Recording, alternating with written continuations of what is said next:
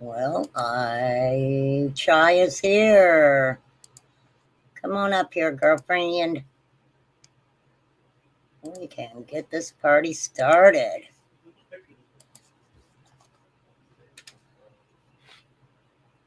There's the link, darling. You grab that link and I'll pull you right on up here with our beautiful butterflies. Hello, the mouse. How are you? I hope you're doing well. Prayers go out to Sassy Ann and her family. We miss her. Hey, how are you? Good. Can you hear me okay? I hear you just fine. Perfect. Just fine. Right. Okay, so I have pulled up the examples that you emailed me, and I also pulled up some other ones. So, do you want to kind of Good. give everybody a little clue on what we're going to be talking about? Yes. The first thing we're going to mention or discuss is the fact that kids go missing from their home, on the street, and other places, and it's not the parents' fault, but the parents are often accused.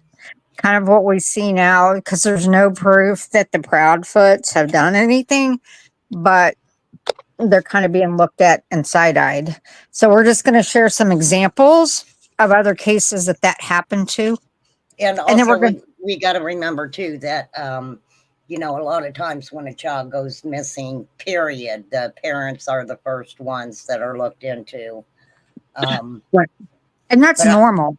Right, but I think what we're gonna show here is, parents who have actually, I think I have an example of a couple of parents that actually did prison time, for Right. quite a few number of years until, it came out that, of course, it was somebody else who did it.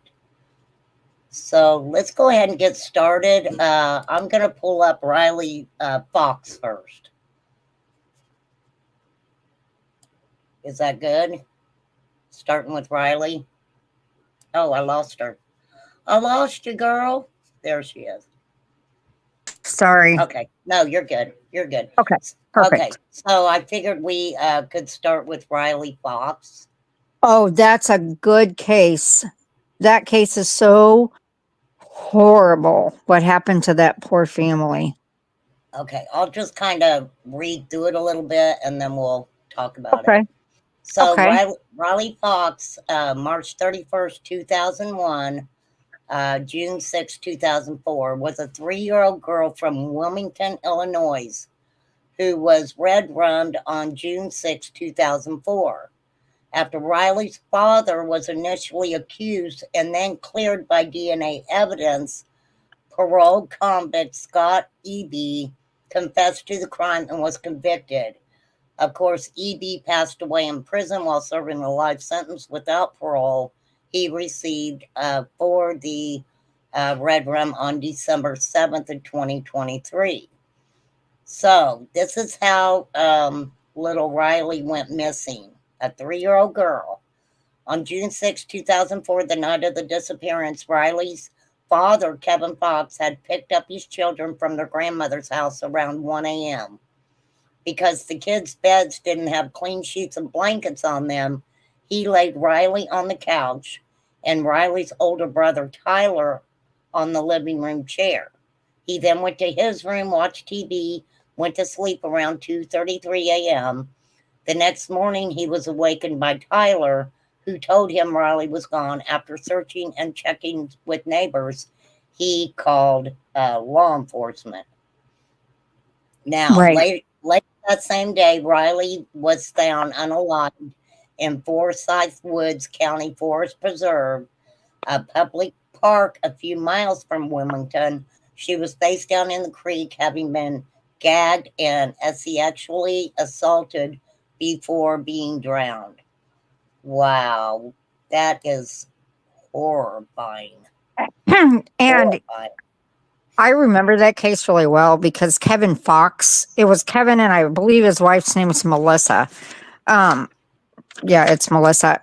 They were drug all over the place. And Kevin Fox was actually arrested and served like 8 or 9 months before DNA cleared him and showed that this guy who'd been burglarizing the homes in his neighborhood, um, his DNA matched. So this guy, Well, it says that Kevin Fox was initially charged based on a coerced confession.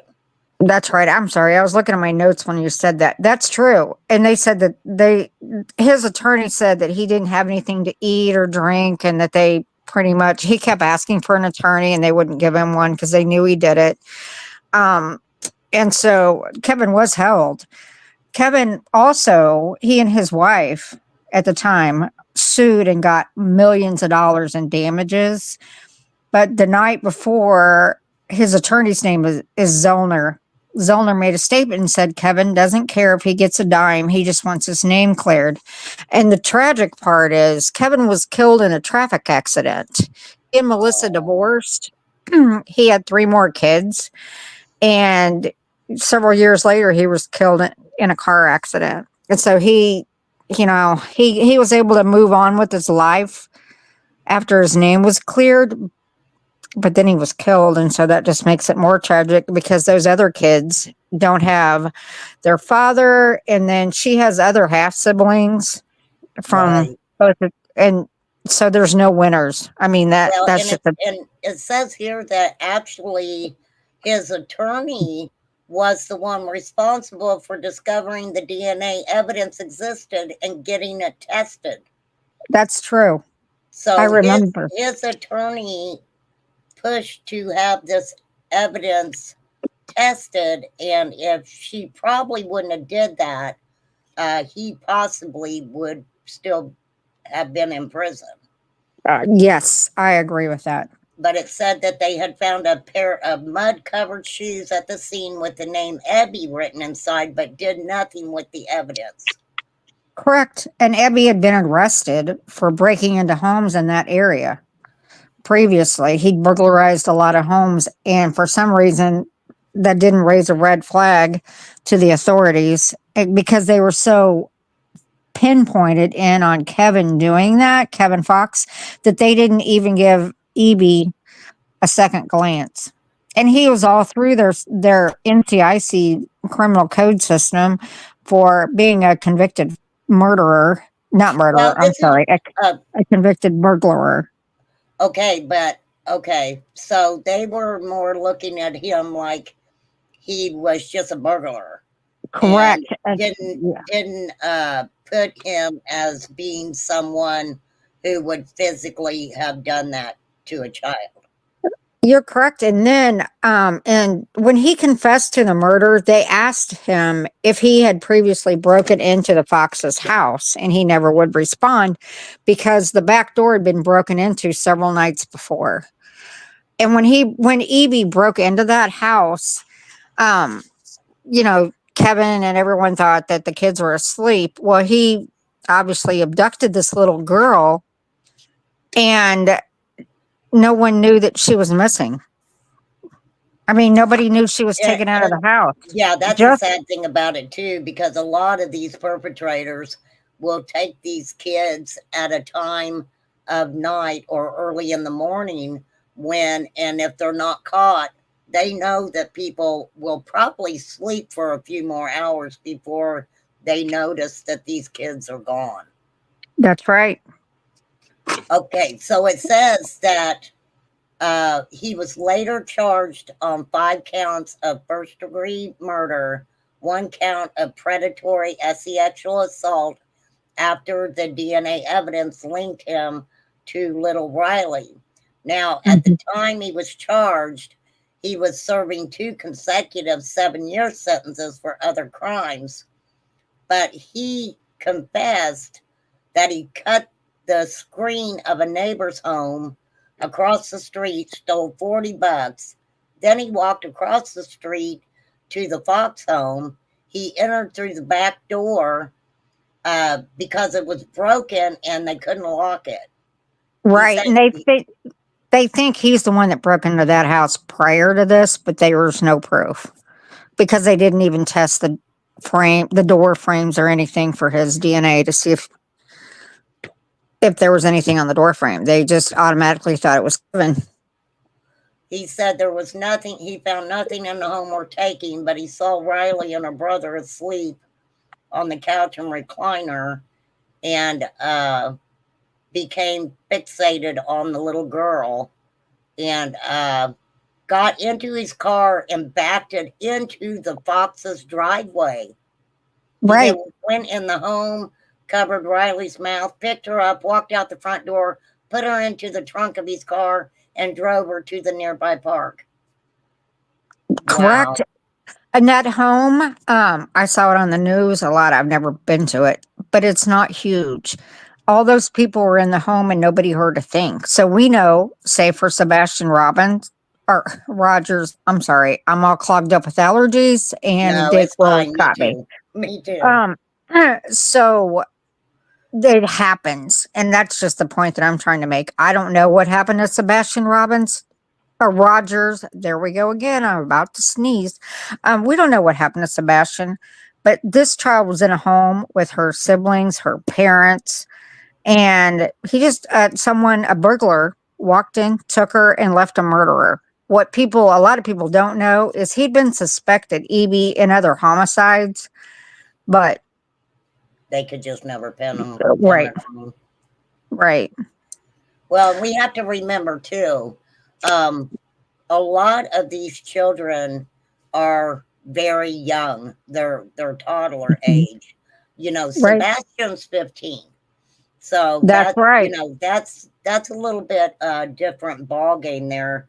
I don't see anybody walking into his house and taking him. Now I do see him possibly, um, you know, hooking up with somebody that he possibly did not know real well, and walked out that front door to meet up with those individuals. And so, this is happening. And I've kind of been keeping up a little. I don't know if you have, with the craziness still going on in Sebastian's case.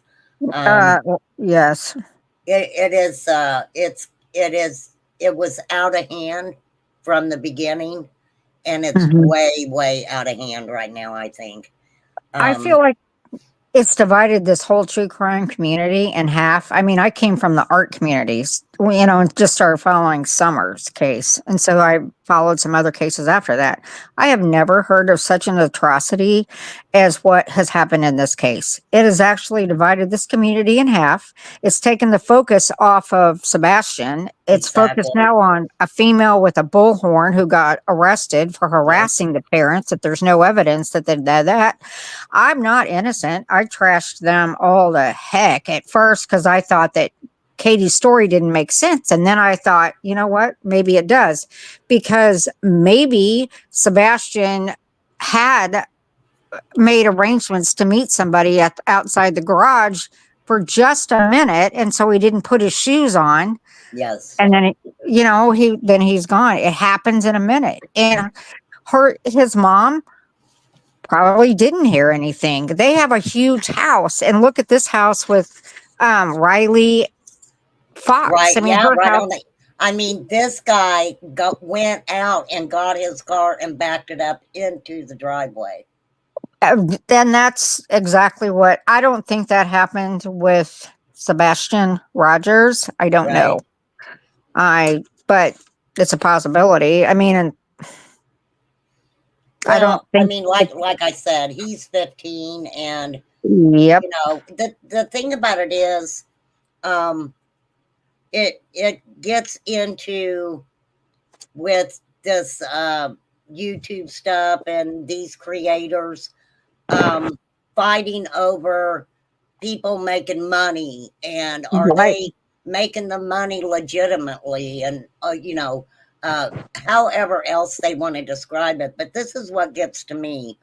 Um, if you're getting money from your subscribers, um, you know, because they like you, they like your channel, that is completely on creators. Okay, Right. Right. creators. Some creators work very hard. very hard on their channels. Hmm. But what I seem to see going around is here we go again with billboards. Okay, it's Right. a Oh, yeah. same thing with Summer's case. You know, billboards and money getting spent, and I want to see receipts. And this is all I have to say about that. If a creator is receiving money from their subs or their members or whatever, to pay for a blip board or billboard or what have you, then uh, to me, that's between that creator's community, their Correct. subs and their members. If someone feels like their money is not going to where they're giving it to them, for, um, that's something needs to be taken up with the creator. But as we see, here we go again. Um, oh, money was paid for this billboard or this blip board or whatever, and we want to see receipts. Well, a lot of these people who want to see freaking receipts are people who need to show receipts themselves on some stuff. You know. And the receipts are there. The blip boards are up. There's pictures of them. And you can Google it and see the blip boards are paid for. So I don't know what kind of receipts they want, if they want to look in people's bank accounts, or because that's not okay. Well, people now look, people can actually go online and see how much you're making off of YouTube. It's Right. not hard to do. I mean, Is it it's all pretty much open on that. You can see how much different creators are making off their channels and stuff like that. right? Now, see, I don't want to say it's bad because I do this, but I've always been really hesitant about help. I It's not that I don't want to help somebody. It's just that I don't want to get caught up in a mess like I see, some of these other creators get caught up with. Oh, absolutely. I You mean, know, there was a, what was that? Seems Chase or something in Summer's case, because I donated to those billboards and they yeah, sure never went 423 up. case. Yeah, Yes. and then that woman come out and said that she paid a couple $1,000s or something, Yep. and said that she ended up getting a hold of the billboard company herself. And I think she even paid the billboard company to keep them up. I can't really remember what happened in that scenario. Um, Right. that was to me just a money grab on a lot of different people's part. You know, So, I but I don't. will, There's Sebastian. you cannot just blame one person for Nope. all that bullshit. Oh, You know, absolutely there, not. there was a number of them. Oh, yes. I just remember his name came to my head. Chase. I don't even know why. I just happen to remember him. Yeah, But 423 Chase and um, in in Sebastian's case, those billboards are up, and you can Google and see how much they cost every month. I mean, they really. I don't feel like there's any deception in Sebastian's billboards. I no, the don't. thing about it was you know it just I don't know. I've never been the type of person that I go after somebody like, and I hate to use Duchess as an example, but they're Uh huh. going really hard on Duchess right now. And it's like, wait a minute, because, you know, uh, those billboards, when she was handling it, they were there. You could Yes. see them, they were there.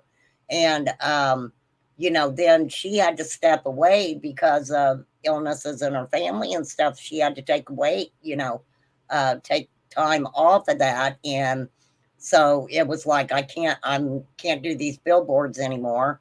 Then from my understanding, Cluminati picked it up, and I don't know if somebody else did too. I really didn't follow along with that.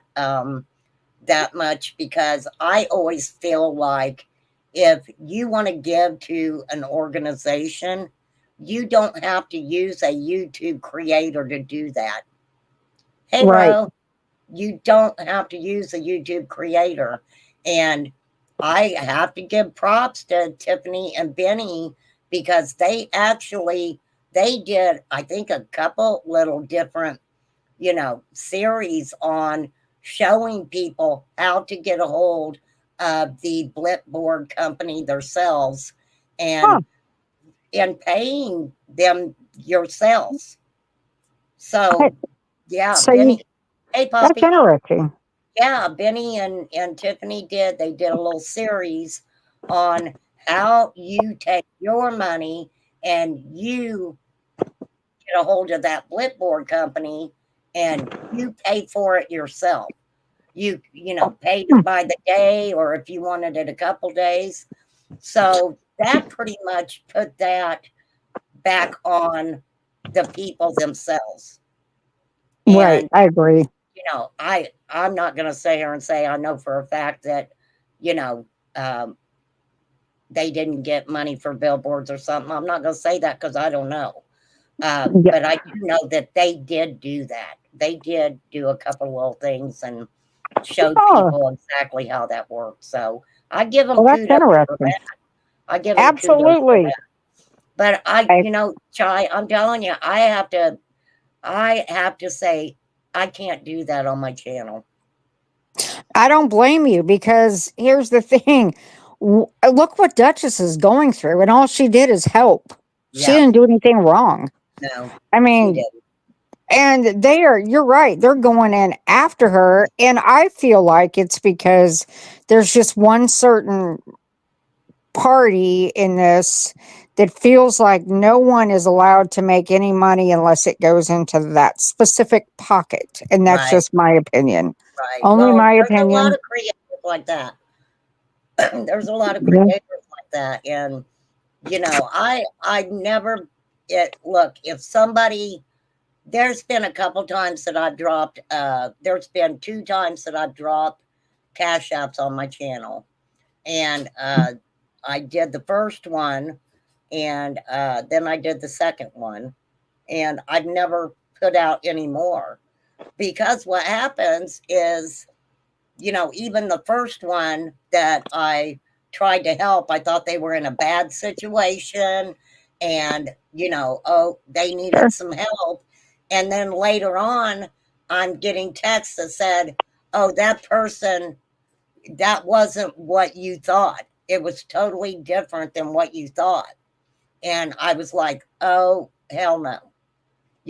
That's messed up because I am a kind hearted person. And I was Right. like, I felt kind of used on that. And then I dropped it for Lips one time. She was helping a couple little girls or whatever. And I didn't mind doing that.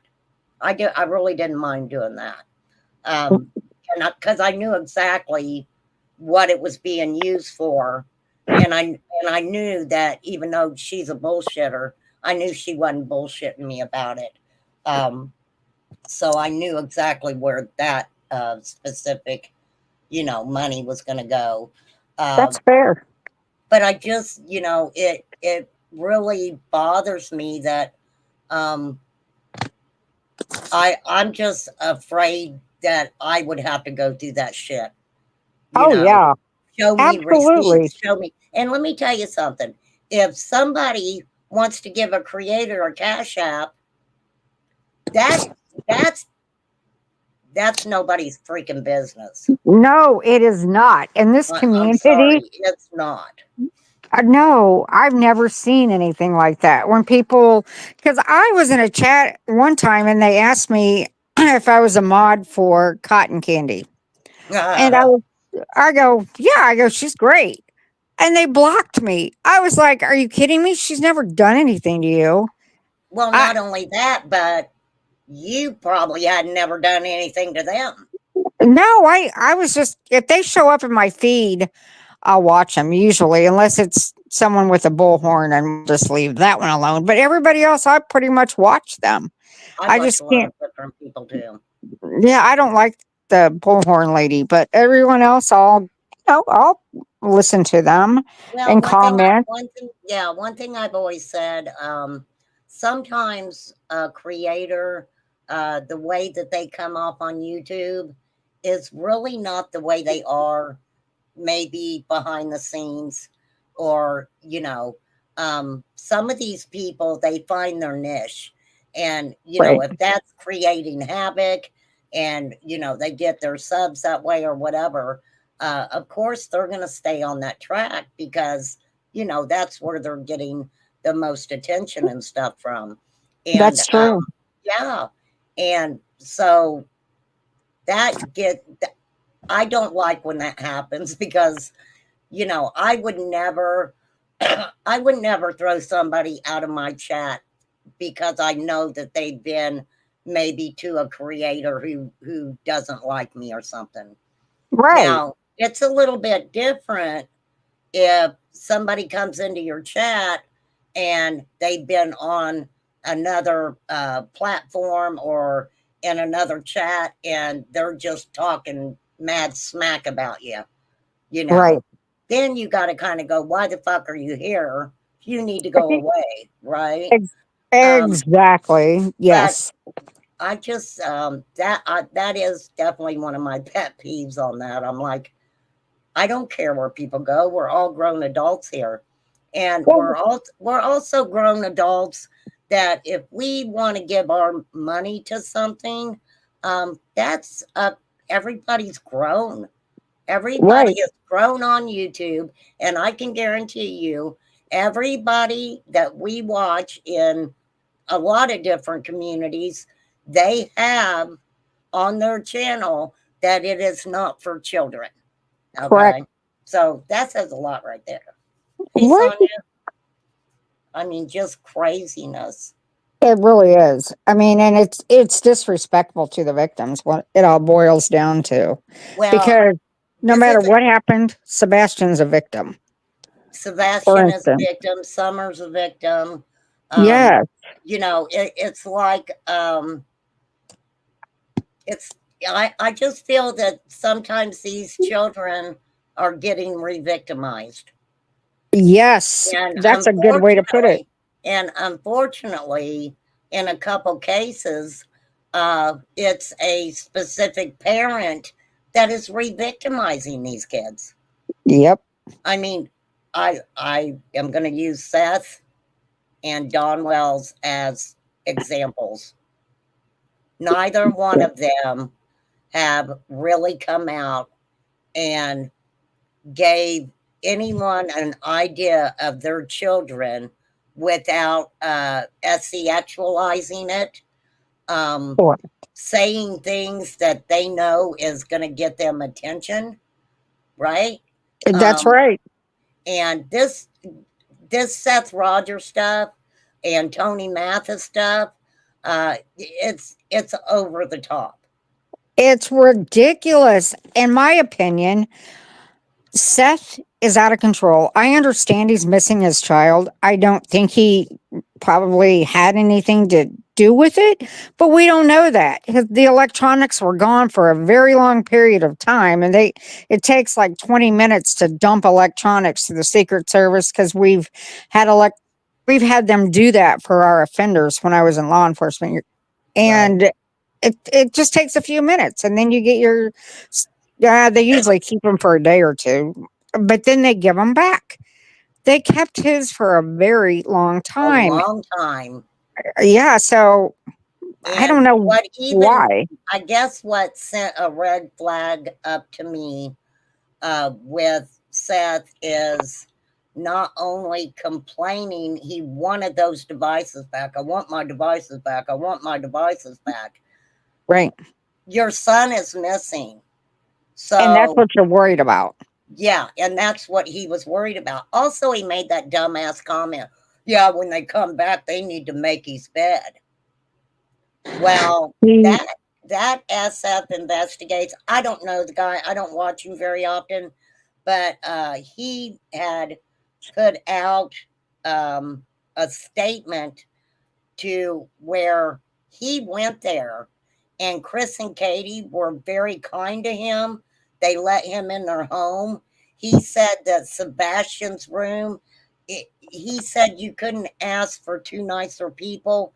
Chris even took him around to some of the points where the dogs hit and different Uh-huh. things like that. And, the thing about it is, immediately Seth wanted to make Katie out to be the worst mother in the world. I don't understand that. Because even parents, in our estimation, from my former career, that hate each other and their teenagers go missing, which could be in trafficking or wherever, or abduction. Um, they work together to find their kid. They may hate each other, and I've never seen this before. But I will say, Chris, I have never heard him trash Seth. And I have No, never heard Seth say thank you for the billboards. Thank you to law nothing. enforcement for searching 2,000 acres with your blood, sweat, and tears to find my son. And I keep looking. Please keep going. I appreciate you. I know when we were looking for a 14-year-old one time, a few years ago, the family passed water out Right. to law enforcement, bottles of water, and that meant so much because it was really hot. Um, and we found her, and she was safe. She's fast. She can Well, run, but the sad thing about it is, I think, and this is just my opinion on this, Seth, when he tells the story about Katie going in the Navy and how huh, he encouraged her to go in because he was going to school and he was working and he just couldn't do it all and he couldn't take care of Sebastian. And, I happened to be in that situation. I married right out of high school. I graduated, got married, worst thing I could have ever done. And when I went in the military, it was because I knew that it was going to change the whole projection of my life. right, That the possibility that I was going to get away because I married a guy right out of high school. He was a drug addict. He was a thief. He ended up in prison for a long time. Just from being a thief and a drug addict. And um, you know, I knew that I knew I had my daughter to take care of. right, And and so when I heard him tell that story, in my mind, I thought, Katie needed to get away from you. And Katie knew that the only way, if Sebastian had medical problems, right, one of the things that a lot of single women do, there's more single women in the military than you know. uh, And they go mhm, in because she knew she would have the medical to take care of her son. She would right, have that income. And if people don't think, and this is just me saying this, if people don't think that Katie having to be away from Sebastian and hearing things from the neighbors and stuff that allegedly was going on while she was gone, if y'all don't think that that didn't scare the shit out of her, I don't right, know what to tell you, because there were a few occasions where, when you're a female and you're in the military and you have to go out to the field, I always called it, for a couple weeks, sometimes even a month at a time, and you're gone, and then you come home and you're hearing that your husband left your kid outside and was gone, and that this was going on and that was going on. That that is a single mother's worst feeling in the world. Worst sure. feeling in the world. Well, first she was forced, in my opinion, to go to the military so that her son could eat because it didn't appear that Seth wanted to really be employed, in my Look opinion. at him now. I Look at know. him now. He doesn't want to freaking work. The minute, and Mhm. these are our opinions over here, and let me tell you, Sometimes the opinions of this channel isn't the opinions of others. I'll say that. But Right. his ass never, the minute Sebastian went missing, his game plan was he wasn't going back to work. Hey, Debbie. He Hey, Poppy. he said that. He and Tony said Seth is going to open a 50 whatever that is, nonprofit, Yeah, 501 I think. 501c3. Right. Okay. And that is going to be his employment. I heard that come out of their mouth. And Yeah. that's when I said, I'm not supporting Seth anymore. I mean, because I donated and I thought, oh, this poor guy is never going to find his kids or kid. And yeah, I was wrong. I Well, donated. and I've talked He's about this too. Just the way that he's come off, and it was like everything that Katie was trying to do for Sebastian. It was like he would go against that, the medicine and all that other stuff. yeah. Hang on, I'm gonna answer this. This is my son. He always wants to call me while I'm live.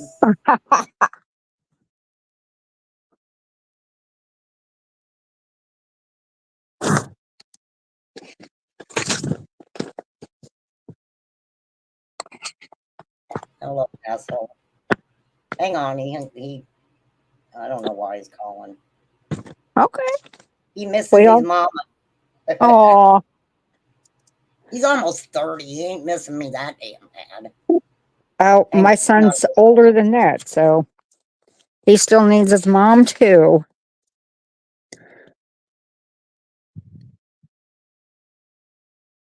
oh, typical son. I said, what do you need? Nothing. Nothing, bye. What, bye? I just seen you 10 minutes ago. Jeez. So yes, That's I mean funny. that whole thing has really bothered me that it and I picked up on that very quickly, even in the beginning of that whole Sebastian being missing. It was more that it seemed like to me that that Seth's main objective was he wanted Katie. He wanted to Right, talk to Katie. He said it from the beginning. I want to talk to you and Katie, talking to Chris. Now, right, Chris, they have said, and even he said, him and Chris had a speaking relationship where they would talk to each other. right. But And we, when Chris, I'm sorry, I didn't mean to interrupt. oh no, you're fine. Go ahead. I was gonna. I already had a bad taste in my mouth for Chris when it first came out because he was going off on everybody on YouTube. I don't even know who the channels were because I was just flipping through them and listening to him. Right. And oh my gosh, I trashed him all over. Well, now I should have thought about all my other cases. That was probably a trauma response because Well, not only that, but immediately, uh, Chris and Katie both were being attacked. They were being right, attacked only because, only because Katie was the last person there with Sebastian when he went missing. right, And they kept bringing up all this stuff that allegedly CPS was coming to their house. And, Chris admitted, I whopped him with a belt. right. He says it wasn't a beating. It wasn't like he took the belt and kept hitting him. Sure. Chris said, I whopped his ass with the belt. And he And admitted it. So right. So, and let me ask you this, Shaw. You might know the answer to this, or somebody in chat may know. okay. Um, when when Seth started asking for the CPS reports that were, he's never showed those. Because he can't, it's illegal because Yeah, Sebastian's but a minor. would they have given those to him? Here's what I think. Just because I used to work with people all the time with CPS, They have to contact both parents. Seth was contacted. I have no doubt in my mind he knew what was going on because I think it's their policy in Tennessee. I mean, it is everywhere else. And he wanted a copy of the final report because he probably got a letter that said the case is closed. So Yes. that's probably not good enough for Seth. He wanted all the details, so he had his lawyer get a copy of that. Well, there was nothing in it for him to tantalize people and make them more pissed off at Chris and Katie, so he didn't say anything. And he was probably also told by his attorney that if he leaked any of that out, he could go to jail. Well, from the way he talked, if I remember correctly, he said that CPS actually contacted him and said, "You better not release that stuff." Probably That's so. that's what he was. That's what he said, if I remember correctly. That would make sense because it's illegal. It's against HIPAA. It's his mental, medical, and all those records that are directly related to a minor child. He can't release that. I think he really wanted to because I remember watching Pascal that night, and Pascal was shocked. The Seth Oh, said, "Yep, I well, got him, from but I can't say beginning, anything."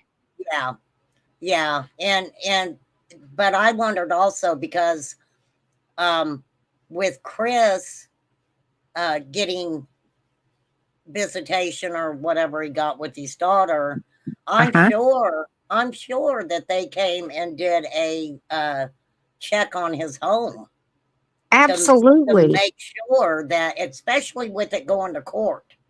Right. They, Right. And I believe that that's Nina's truth. I believe that's Nina's side of the story. I don't believe she came on here and made a bunch of stuff up, but we haven't heard Chris's side. And there's two sides to every story. right. And I'm not saying she's lying. I'm not saying she's telling the truth. I'm just saying it's not fair to only hear one side of the story that Well, benefits that someone yeah, in a custody fight. I keep I understand that completely, but I think that Chris and Katie both know that it doesn't matter what they come out and say. Seth is, Seth is going to take anything that they say and try to turn it around.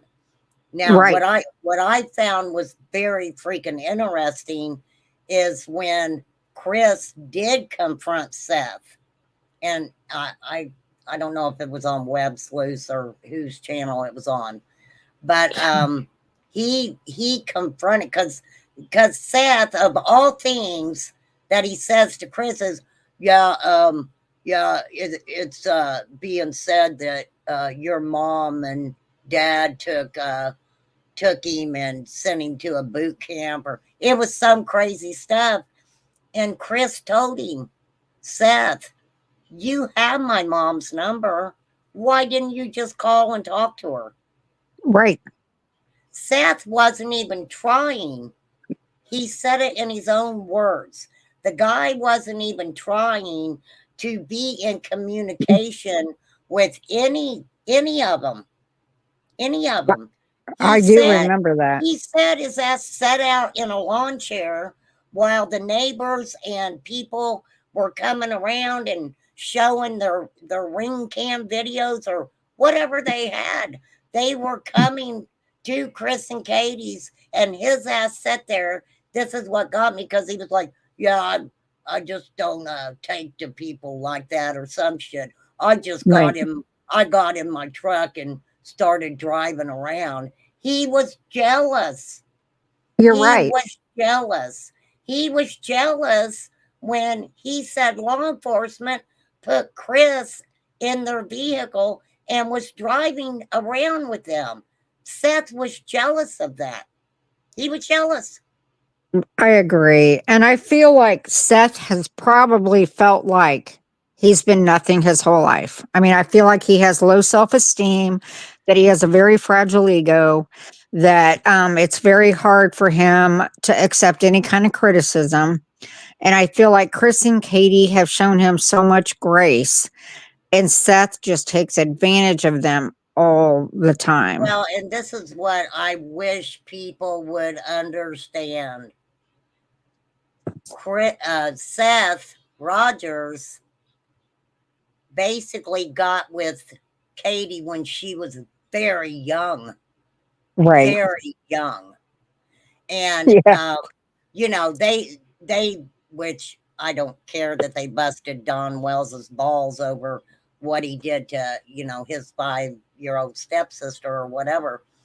Sure. But why can't they, why, why is it okay that Seth did that? I don't understand that. Why is that all okay? Uh, it's not okay. It's not. I mean, she was what, 13 or something? Yeah, And I mean, and what really bothered me with Seth is he talked about her pregnancy terminations, which is no one's business but her and her doctor. yeah, So, that was disgusting. were those his children? And was she 13 then? I mean, I'm He just tried to asking. he tried to say that when she got pregnant with Sebastian, that she was 17 or just turned 18, and basically they made her keep Sebastian. He Yeah. look, he's made it out the whole time that Katie really didn't want Sebastian. But if And people would look at the big picture there, mhm, Katie was the one caring for Sebastian. I believe that. And I bought Seth's crap hook, line, and sinker at first. And then it's not, it just didn't add up anymore. Um, Katie's the only one that's not accused of ever putting her hands on that child. Yep. Katie, from what I've read and heard, it wasn't an unusual day. They always did things on the weekends if Chris wasn't home. They went bowling or they out to They eat. did And quite a few things, and the thing about it is, what a lot of people need to realize too, there was a reason Sebastian did not want to live with Seth, right. and that And was it was another thing. That was another thing that Chris busted him out about, because he finally said, "Seth, we were standing in the kitchen of our home when Sebastian told you he did not want to live with you." That's right, because on that same interview, Chris said, Seth, you were sitting right there when the DA or whoever he was talking about and law enforcement, he named those names, were in the room with us. And I was like, no foul plays involved, but yet the DA is. So something is going on. I don't Well, know this is what. the thing. Supposedly, when Seth got to their house, he said, he just stood there and listened. He didn't Yeah. ask any questions. He just stood there and listened. Yeah. And the thing about it is, then he said, "Yeah, she stuck that picture of Sebastian in my face," and I thought, you know what? Maybe she was a little angry, Seth, because Yeah. did what picture did you have of Sebastian? Right. And you weren't there, Seth. I mean, Yeah. What he, pictures? If you look at anything that Seth said in the very beginning, the way that he talked about Sebastian, Sebastian was young. He was yeah, young. It was like he, he had no new stories to talk about, with Sebastian. And the shit about, oh, he loved to go to the park and play tag. Who the fuck was he playing tag with at 15 years old at the park? no one, uh, Yeah, the my video, estimate. the video he put out, Sebastian was young. He was really young. Right. He was very young, and it was very normal for him to play with other age appropriate kids, tag and things like that. Yeah. But Seth makes it out to be that he's just this little 8 to 10-year-old child that can't defend himself. And that's not true. He's Well, a that's 15. what got me. He's 15 years old, but yet Seth says he's got the mentality of a 10-year-old. So Right. let's take a 10-year-old Seth. Let's fuck his medicine up that his mom has him on. Uh It's huh. something that is a scheduled medicine that she gives him all the time. So on the weekend when you have him, let's not give it to him. Seth said he was up for 2 days at a time. I mean, Right. every and he's like, I wanted him to drive, I wanted him get a job. I wanted him to pay for his own stuff. And I'm like, I would love to know. I would love to talk to Katie. I would talk to her behind the scenes. I wouldn't even put it out.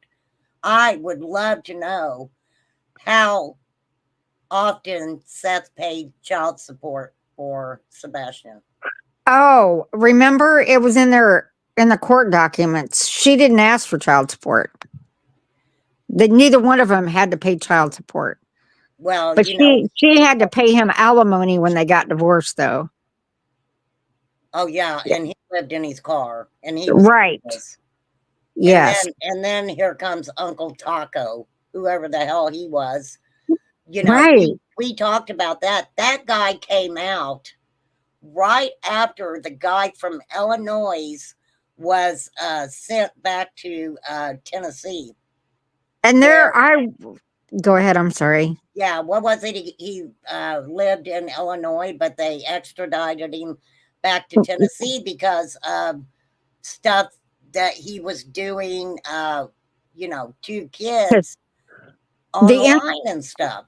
right. And Tennessee has jurisdiction because that's where the incident occurred. In other words, if he lured a child in Sumner County or wherever he's at in Tennessee, that's where the incident occurred. It didn't happen on the Xbox at the guy's house. It happened on the Xbox of the victim's house because that's who has jurisdiction is where the incident occurred with the victim. Does that Well, make let me sense? tell you, that kind of blew my mind when that happened because Oh it yeah. was like Seth was going off about these devices, and then all of a sudden we have that happen. Yeah. And I'm like, wait a minute. Well, then all of a sudden, very quickly, here comes this Uncle Taco, and Uncle Taco, oh, I take care of my grandkids, all of them, and this and that, and I ain't got no money. And but if I had the money, I would be right there beside Seth and helping him find Sebastian. And it's like, okay, well, when did you know him? Oh, well, my wife babysitted for him when he was, oh no, my daughter watched him when he was 2 years old. And Right. That's um, how hard Seth had to find someone to ally with. Seth does not have allies. Seth has to find people that are bullies and overbearing to speak for him because he doesn't do it himself. Now, he's been obnoxious, like when he told everybody to F off, and he's been obnoxious to everyone. I think there's something wrong with Seth. Personality wise, but I obviously can't diagnose him. My background's in forensic psychology. I see red flags all over this guy with cluster well, B. we have to look at the fact too that um, it was like these women who were coming around Seth uh, to help him find Sebastian or give their time or whatever, all of a sudden they're all becoming his girlfriend. Like Right. the one girl, Trev was messing with or whatever. I can't remember what her name was, but Yep. she was very upset that he talks to Sweetie Paello and is telling her that oh, he even talked to Reverend Donna, said Katie was a drunk. I mean, the shit that he was saying was Mhm. just, I'm like, are you kidding? What Right. he acts like that he's just trying to get back at Katie for Katie being smart enough to get the hell away from him. That's right. That's my opinion anyway. And I don't know what happened to Taco. Is he still around? I Uncle think Taco? so. I don't know if anybody's had him online again or on their panel or whatever. I know he made his rounds, and the weird thing about that was while he was talking, I can't remember whose panel he was on, but he was talking about like Debbie said. He said that Seth and Sebastian played games with him online. And he also mentioned Illinois. Yes, he did. He also said that he knew Tony the big whatever the hell he is, um, PR person, that they lived in the same town at one time, but Tony, he lived on basically the different side of the tracks than what Right. Tony lived on. But Tony does not have the education or experience to do public relations for anyone. So I don't know. All he's done is make this a bigger crap show than it ever. Well, I think, and he was all caught up in. I've heard some weird stuff about this. What was the boy's name that he was in? Caleb Caleb Caleb. Harris. Uh-huh. Okay, so allegedly he was telling people that him and Caleb Harris's father worked at the same place, that they were good buddies, and now I it's come out that they worked. I think they worked for the same company, but they didn't work together.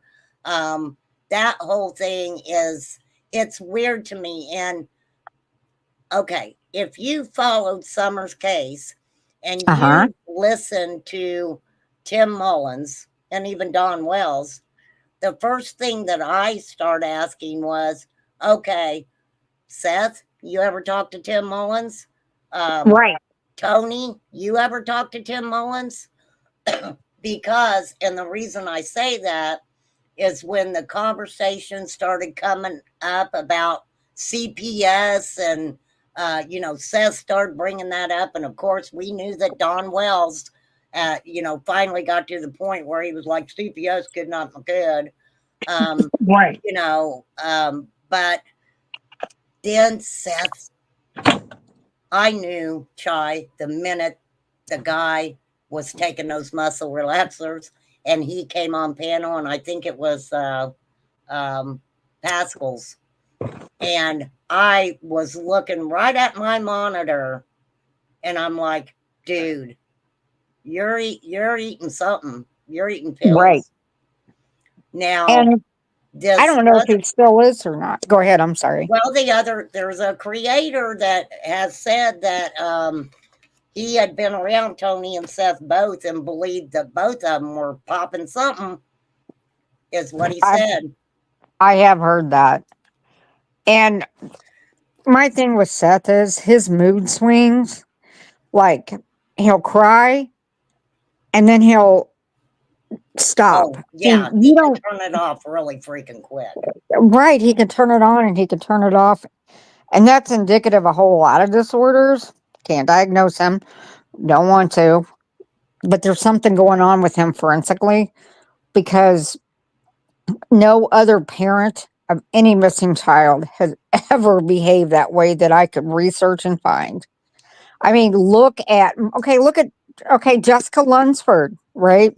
Because we Right, were going to talk about her.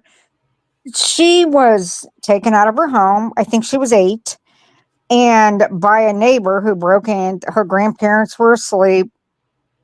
They didn't know he broke in the house and took her. Well, look, Mark got drugged through the mud. People say, right. oh, he didn't really go to work. Mark didn't do this. Mark didn't do that. Mark killed her. It's Mark's fault. I mean, it was horrific, the things that they were saying about Mark Lunsford.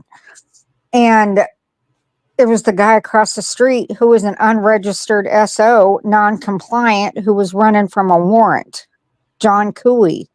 And so to me, that just shows that these parents can get drugged through hell and not have anything to do with it. Because I remember seeing the stuff written about Mark, and I knew he wasn't guilty. I don't know how I knew that, but I just it didn't fit. He said he was at work. Jessica went missing. She was in her grandparents' home. I think Mark lived with his parents.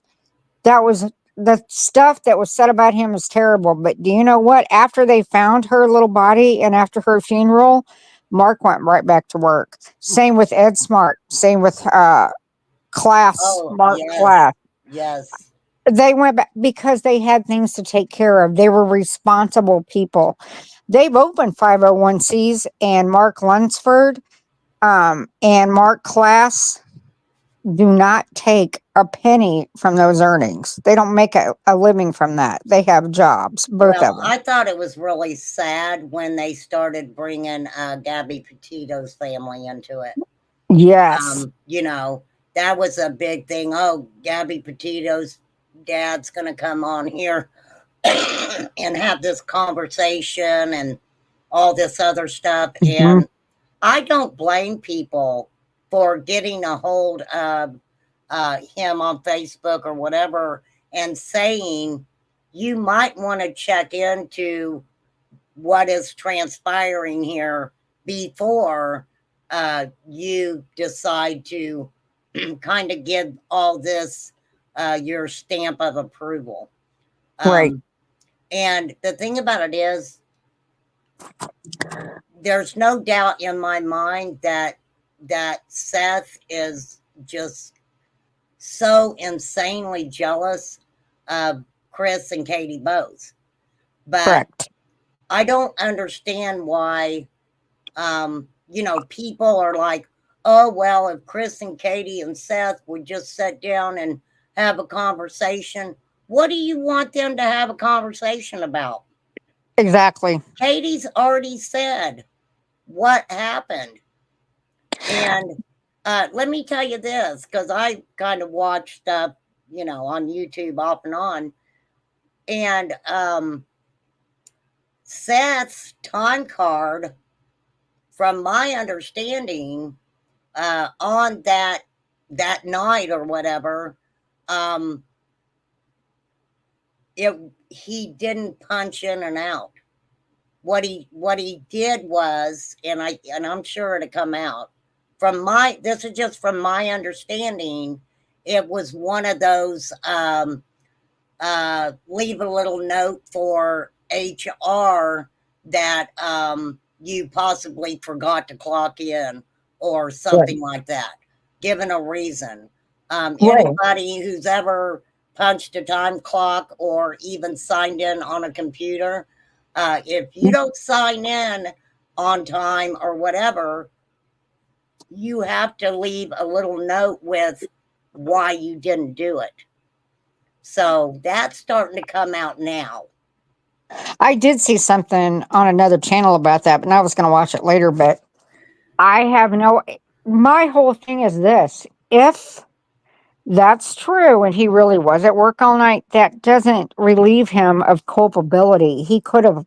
I'm not saying he did. I'm saying it's a possibility that he knew someone that would lure Sebastian out of the house. Exactly. And the thing about it is, maybe not even really knowing the person, but if you listen to the way that Seth talks, just like Don Wells, if you Right. listen to the way that Seth talks, it kind of gives you an idea of what type of people that he conversed with on, his little gaming system and stuff. Um, he just seems like he's a narcissist who wants to be in control, and Mhm. yeah, that whole thing's just really weird to me. Really weird to me. Those online games, if Sebastian had a headset on and he was playing Fortnite or Call of Duty, because my husband plays that, and I've put the headset on myself and walked away because not that I'm a prude or anything like that, but I'm like, you guys are freaking nuts. I mean, the stuff that they say on there is insane to each other. They talk. It's disgusting. I'll just leave it like that. I'm like, you're grown men. But if that kid comes in the room, they knock it off. But it's just my husband and his friends that, Well, see, that's what always got me. Hey, Crystal, this is what always got me. If he wanted to have conversations with Katie, why didn't he do it that day? He uh, was there. right. He was in the house. He lived Why? in that house for days until he opened that damn GoFundMe that Chris told him, please don't do that. Well, that was weird all the way around. That GoFundMe stuff. And when people would say, "Well, why aren't you putting any money into this or that?" Well, that's money for me. That's money for me to live on. Right. Now, Which people get shitty because Don Wells went right back to work, he had but to. at that time he still had the three boys. Absolutely. He And still life had the goes three on. boys. Just like all of the people that we mentioned, Mark Class, Mark Luntz, they have to eat. They have bills to pay. They don't stop telling you to pay your electric bill because your child is a victim. They don't do that. People, Right. and it just makes me sick that Seth did that. I mean, I had a client one time and or she wasn't a client, her mom was a client, but this kid was 14 and she was a victim and deceased, and it was an accidental deal. They had a GoFundMe for her funeral, and the school and everyone donated it, donated and stuff. Well, her dad tried to steal the money from GoFundMe, but thank God her aunt caught on. I don't know how GoFundMe works, but GoFundMe was kind enough to not even take their cut because they were so mad over how that worked out. So Wow. they helped. They gave the aunt, all the money for this kid's funeral, and she had a very nice funeral. But I'll tell you what, that's the only good thing I've ever heard from GoFundMe, because I've had a lot of people, a lot of offenders that open GoFundMe's for nothing. I mean, they're like, my mom's got cancer. And I'm like, your mom's been dead for 10 years. What the hell is wrong with you? Yeah, And so, and I yeah. don't know a lot about GoFundMe either. I know that um Flies, a couple people got together and got open one for me for Todd. And That's okay. what you I guess what you do is you just uh say what you need it for or whatever, and then you put in where you want the funds to go. And then Okay. as the funds come in, I believe it goes into whatever account that you want it to go into. That Um, makes that makes sense, because when this little girl was the 14-year-old was killed on accident, the money was supposed to go straight to the funeral home, and the dad tried to do something with the funeral home. Now I'm remembering that, yes, yes, because and take the money. a lot of Uh-huh. times the they set up, especially funeral expenses, that those funds go straight to the funeral home. Right. And then I'm sure if there's extra or something, I'm sure they work it out with the funeral home or whatever. But yeah, I mean, I to be honest with you, I there were three or four people who donated to the GoFundMe for me, and I really appreciated that. Uh-huh. But I'm just not that type of person that that I didn't go around pushing it. I No, didn't and go around pushing it. there's nothing wrong with that when you need it. Seth does not need that. He can get off his ass, excuse my language, and go back to work. If he can't be a corrections officer, he can go work at Walmart, or he can go to a gas Yeah, station. he could be a Walmart greeter. He could stand Right. there and greet people at Walmart. Yes. He can do Yeah. whatever he needs to with the shoulder injury. He does not have to sit on his butt. I guess maybe I'm a little jealous because I've never been able to do that in my life. I've had to work my entire life and I don't regret it. I'm not saying I'm jealous, I'm being sarcastic, but I don't understand how he thinks as a man that that's okay. And Child, I'm not trying. let me tell you, he even mentioned, I'm going to need a home when Sebastian comes back. I'm going to need a home. Chris and Katie, this, Ugh, this is just the way I feel. I don't know how anybody else thinks about this, but I really, truly believe Sebastian was 15. Chris was gone working all the time. Katie needed some help with Sebastian. He needed a father figure in his life. Not that Chris wasn't a father figure to him. Because I heard Chris get shitty when he said, "We're trying to find my son." And the creator said, well, your stepson, and he said, he's my son. Right. I've taken care of this boy for years. He's I telling that I he just loves him. I He called into a show on another channel, and he said Katie loves her son. Seth, and this was yesterday, if I remember right. Seth loves his son. I love Sebastian. We all love Sebastian. and I totally get that. And um, absolutely I get that. And I don't think I've ever said Seth does not love his son. No, that was coming from Chris, and it shocked me. Well, you have to remember too, um, Chris and Katie do not want to come out and speak unkindly of Right. Seth. Ever. They don't They've want to never do done it. that. Katie even okay, from what I remember, I can't remember. Duchess was on my panel and we were because she talked to Chris and Katie and Uh-huh. I I I think that I'm trying to remember if it came from Duchess or if I heard Katie herself say it. Katie never wanted to control how Seth took care of Sebastian when Sebastian was at his home. Never. Right. I agree Then, with that. then, um, Seth comes from California or wherever he was to Tennessee, and who's trying to help him get a job? Chris, Chris and Katie. Who's trying Yeah. to was helping him try to find a place to live? Chris's mother, which Seth didn't like that very much because I don't know if he expected for her to buy him a freaking house or what he expected from that.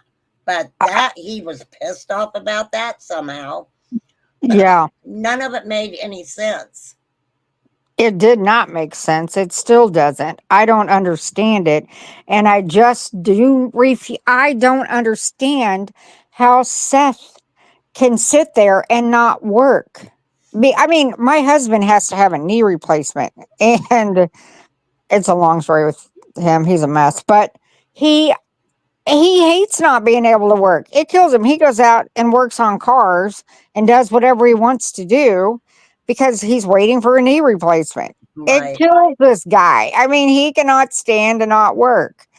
And I don't know, and I'm not trying to throw gender bias in, but I look at all the other men with missing children or those that are victimized. Even Kevin Fox that we were talking about, he had other kids to take care of, and he and Melissa, because of all the trauma and divorce, still were there for each other. He went back to work. And Right. then the guy, I cannot remember the business he opened, but he and his new wife opened a business. He had more kids. He and Melissa still got along great with the other kids. Well, the thing about it is, um, I think Debbie mentioned. Oh, Debbie had a question. Exactly Oh, when did they take Seth's devices? And I believe right away. I believe they took all his devices right away. they took them the night that the same night that he was reported missing, they went to Seth's house, tossed his Yeah, house Seth acted like, why, they came to my house. Why would they come to my house? because he could be there. I And mean, he hello? also made it out that Katie and Chris's house hadn't been checked into, and law enforcement was like, we were there 5 times. Here's the thing with Seth. I heard him say this. Seth thinks he's in law enforcement. He's not. He said that they didn't search the house properly. They didn't do the National Center for Missing and Exploited Children has policy guidelines. They couldn't do it. He didn't see any fingerprint dust and he looked everywhere. Well, that's because they don't use fingerprint dust in the feds. Right. They Right. use Blue Star because they don't. I, I'm telling you, I work in the hood right now, and they use fingerprint dust. I mean, I'm retired from law enforcement, and I just advocate for victims of violence now. Right. And they don't have a budget. They use fingerprint dust. And once you get that on you, you're never getting it off. I mean, throw your Right. clothes away if it gets on you. But Blue Star, it's amazing. Uh, you don't even know it's there. So he makes the assumption because there's no fingerprint dust that the FBI didn't do their job.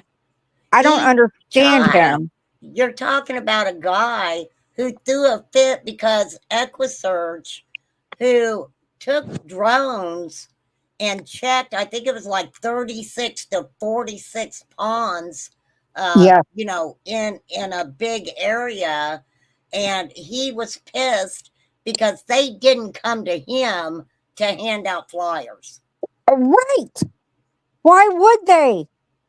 He can get however many he wants free from the National Center for Missing and Exploited Children.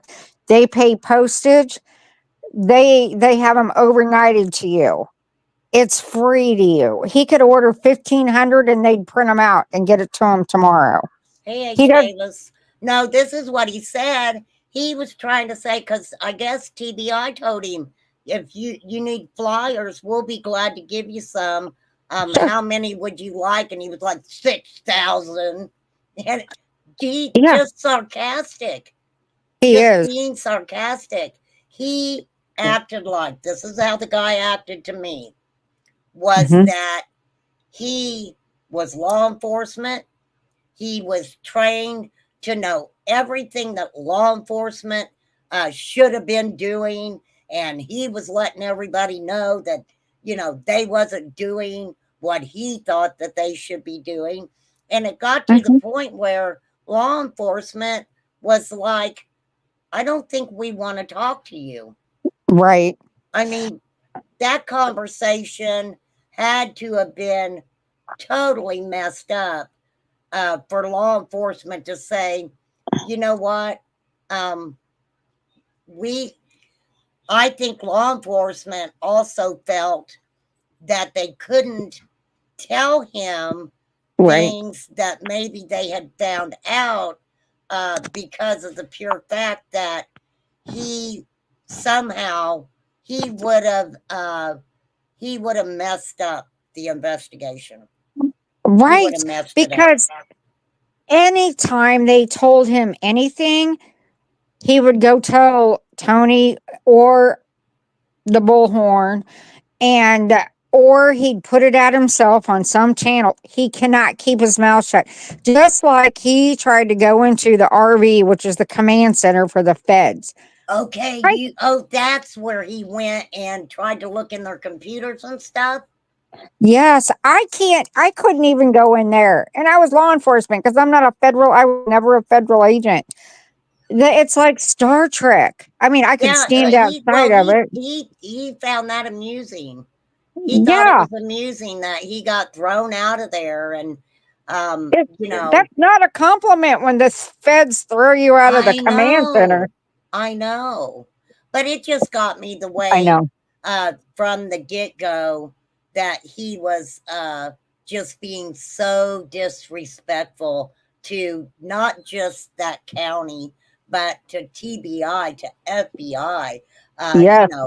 Yeah, I thought it was funny when Dog the Bounty Hunter was talking with News Nation, Ashley Banfield, and Uh huh. Seth kept his mouth shut, and Dog kept calling him Sean. He I wasn't even know. saying his right name. He was calling No, him Sean. I heard that, and I was like, I, I'm like, okay, so dog is 70 years old. Nothing wrong with that, right?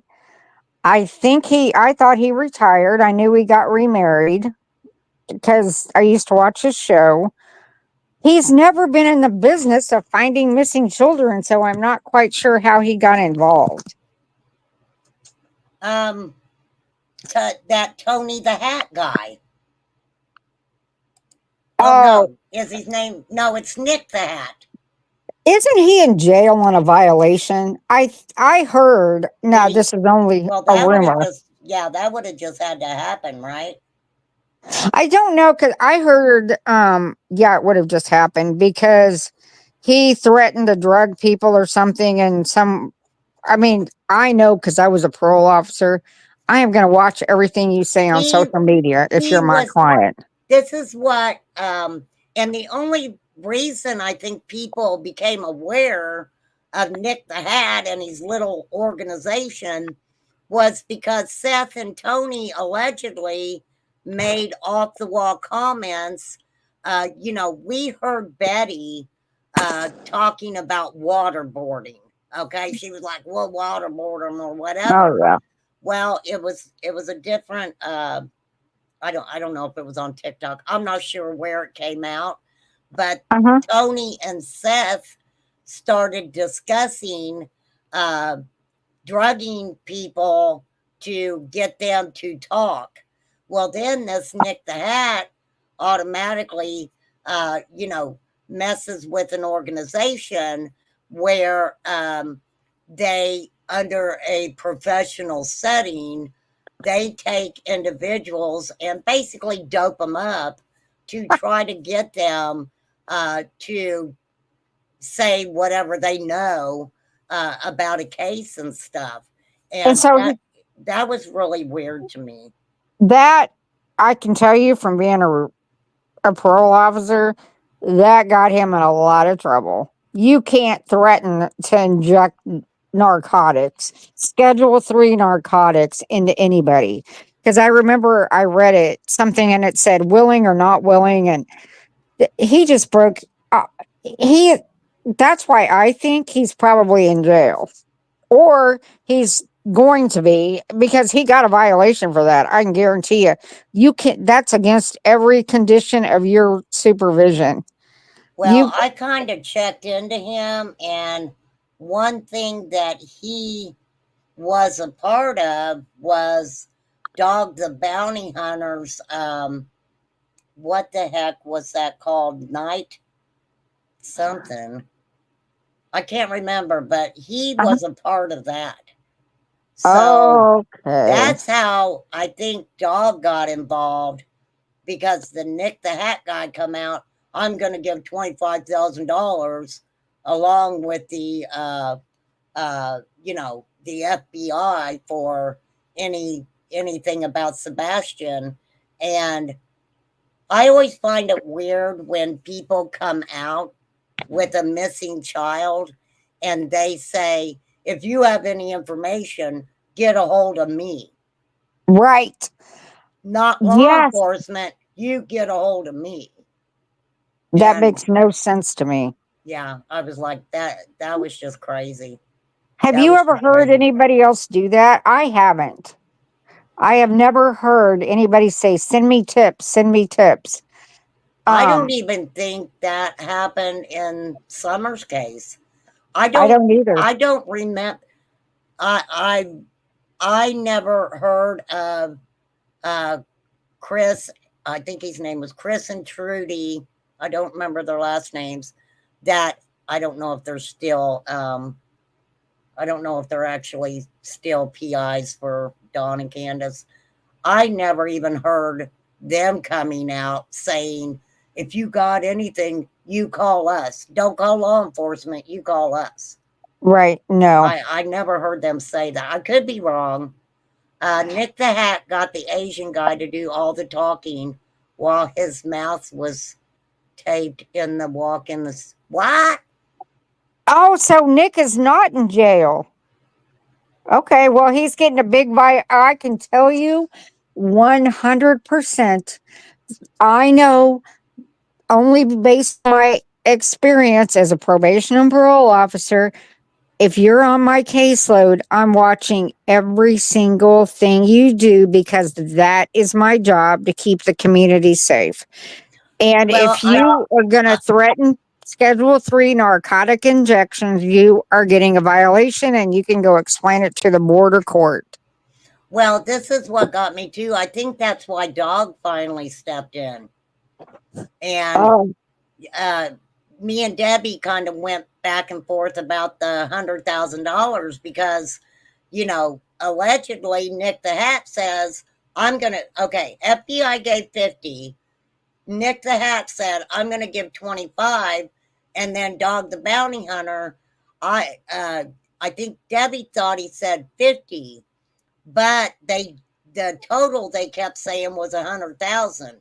So I kind of thought, okay, maybe Dog was just gonna go ahead and pay Nick the Hat's 25,000 too. So that could be. maybe that's where the 50,000 with Dog come in. But see that Nick the Hat guy, I mean, everybody showed what kind of person he is. He stole somebody's identity, a probation officer's identity, if I remember correctly. Oh my gosh. I can tell you right now that probation officer is watching everything he does then. You didn't Because know that? no, I had no idea. I didn't know Yes. why I knew he was on supervision, but I didn't know why. Oh my gosh. Yeah, he stole somebody's identity and faked an email, and I can't remember what the email said or whatever. And it said the guy was racist or something. But yeah, he went to that extent, and he got caught. Oh my gosh. I That's I, just I can't nuts. I cannot remember where to find that. If I could find that, I Oh, might be I able to mean, find that. I think that's probably more than accurate and explains a lot because, I mean, okay, first off, I was an SO officer for the most of my career. So I had to watch everybody's social media, make sure they registered, made sure that they did what they had to do. And I can assure you that a lot of them would have loved to have taken things from me like that, but Okay, no girl, one wait, ever wait. tried. Let me see if I can find the right one. Because a couple people come out and they were like, "You have to know." Um, this was done a year ago. Okay, let's do Chronicles of the Shady. All Okay. right, hold on. Let me get it pulled up. Girl, you're going to be interested in this. Okay, so this is a little history lesson on Nick the Hat, whose last name is Hatsi Fastalusta. I can't say his name. Okay. Okay, here we go. Hopefully you'll be able to hear it. Let me turn the closed captions on. Okay. Video credit goes to Chronicles of the Shady. All right, here we go. Okay. It's a coming. Okay, Nick the Hat. Okay.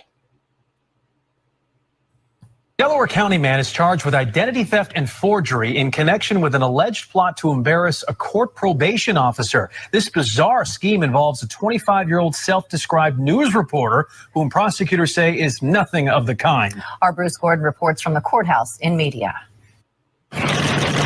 There he was during happier times, for him at least, posing for photos with Bill Cosby during Cosby's sex assault trial. Nicholas Hatzafathow, self-described chief content officer at something called YC News. But the Delaware County District Attorney says Nick the Hat, as he's known, was not a journalist, but a fraud. This defendant manipulated the facts and created a story, all made up by himself. Prosecutors say Hatzafathow falsified documents to pose as a New York Times reporter and Good Morning America producer to ask the DA's office for comment on a racist email purportedly sent by an officer of the county's adult probation and parole office. The prosecutor says Hatzafathow created the phony email and tried to pass it off as a legitimate scandal to be reported on his website, perhaps in an attempt to disparage the probation officer who had supervised him after a past conviction. In one fell swoop, he attempted to decimate years of well-earned and good reputations. Says the district attorney of Hatzafathow. He created this email He created this false narrative. He created this problem and is now going to face the consequences. Also seized from that home in Broomall, a stolen police-issued taser. Nick the Hat is expected to surrender to authorities on Thursday. If convicted on all counts, he will be doing his next reporting from a prison cell. In media, Delaware County, I'm Bruce Gordon, Fox 29 News. Well, now this was from a year. She did this a year ago. Oh my gosh. Okay, I want to make sure. Let me check. Hold on. Yeah, I think that's all the information. September 10th, 2023. Here, I'll play the rest of it.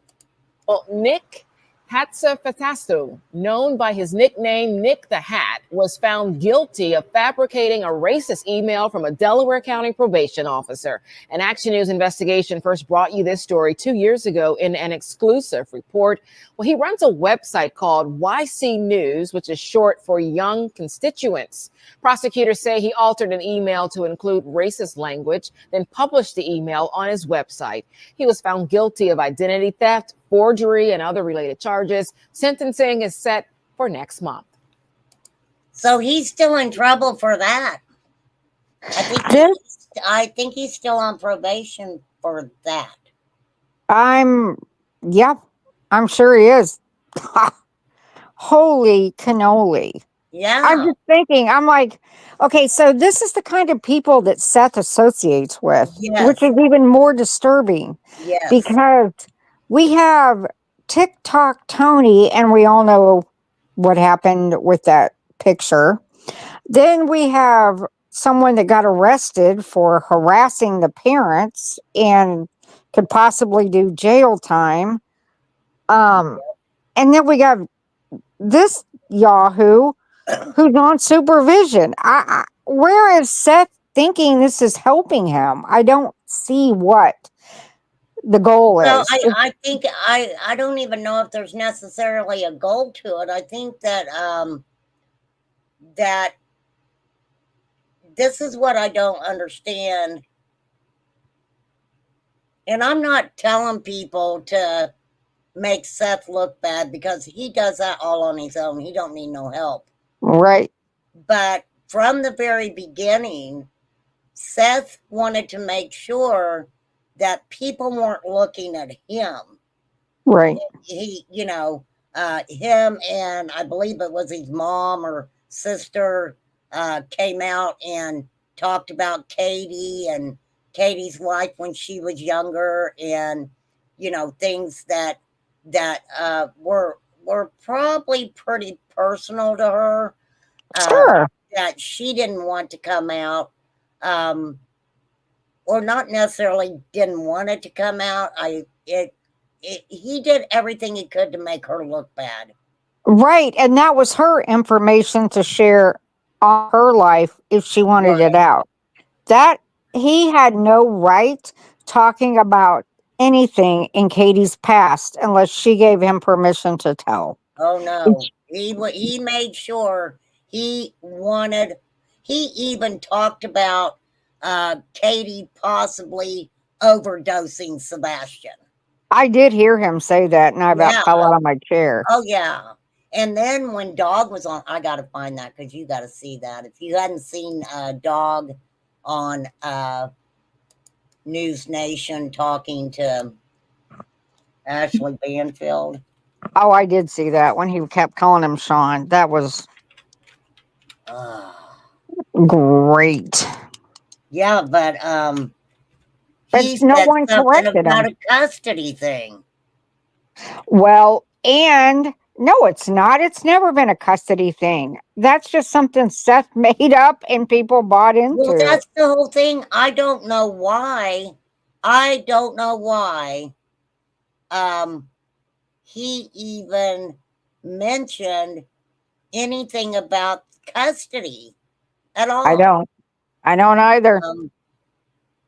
I mean, that's just because he has only spoken to Seth. When you only get one side of a story, that's what happens. And Dog believes everything that Tony Bullhorn, this Nick the Hat guy, is telling him. And Seth is not going to tell him that he has a good mom. He's not going to tell him that. He's going to throw them this is under what the got bus. me, and I know that I know that you work with a lot of victims and stuff. What Uh-huh. do you think about Seth? I felt like he victimized Sebastian even more when he came out and talked about that's the only time I've seen Katie respond to him is Right. when he came out, he talked about what happened to Sebastian when he was younger. And Uh-huh. he tried to make Katie out to be a bad mother over that.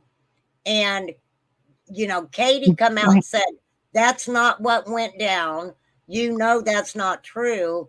I called the police. I had him in, seeing doctors. I had him checked. I did everything I could. And people, it's like when it was brought out that Seth himself made such a scene with Katie having Sebastian at these different doctors that they escorted him off of that base. They escorted him off a military base. Right. Why would he do that? Because he has got a personality that is probably people that are narcissistic actually have a fragile ego. Like they're so narcissistic they can't handle it at all. If anybody has a conflict with them, if anybody doesn't do exactly what they say, I've there's something wrong with Seth. Yeah, but And he okay, let me run this past you though. uh-huh. What if Sebastian was saying things about Daddy? And I'm not saying that Right. Seth touched him in any way, but if you go back and listen to Seth talk, there was a big problem that he had because Sebastian was telling Katie what Seth was doing a lot of the times. Well, And and then we have the neighbors. Go ahead. He didn't like No, that. he did not. And then when the neighbors came out and said that Seth walked around naked all the time with Sebastian, Yep. he didn't like that either. There's nothing and Seth has never said anything about himself that would put him in a negative light. No. Seth, right. And I will say, Katie has said, she doesn't know what's going on. She doesn't know what happened to her son. You can see guilt, survivor guilt, not so much. I don't even know how to word it. But That's what I say a lot of times too. It's not necessarily that Katie's feeling any guilt over, having anything to do with Sebastian leaving. She could feel guilty about, like I said, the conversation, the 3-hour conversation that Chris and Katie were having on the phone allegedly, could have been on speakerphone, and right. they might have been talking about, Chris, his upcoming court case with custody, and, Sebastian going to stay with Seth, which they said he did not want to do. And, right. So that could be some guilt feeling in there as well. So, And she probably also feels guilty because she didn't hear it happen. She woke up and he wasn't there. That would cause anybody to have a trauma response, guilt, well, also, remorse. she said that she heard that noise or whatever, and she Right. didn't go in there to check. She just told him to get to bed. And Which does happen, people. Okay, a lot of times, if a kid makes a noise in the middle of the night, you're gonna be like, "What the hell are you doing in there? Get to bed." that's how with Kristen, we talked Kirsten Hatfield, the little 8-year-old that was killed. Do you remember that one? in Oklahoma. I mean, it was in 1997, and the guy, he died in this prison cell in 2015. They thought the parents did it. It was a mess, but DNA showed that it was a neighbor, another one, and his name was Palma. I forgot where I was going with that, but they never did find her body, but she heard a noise in the night because she put her 8-year-old little girl and the 3-year-old down for bed, and she heard a noise and she didn't pay any attention to it because guess what? Her daughters were ornery, right? And they were Right. always, it's kids. And she was just like, go to bed, knock it off, go to sleep. Well, someone abducted Kirsten, this Palma guy. And actually, he didn't die in prison because I'm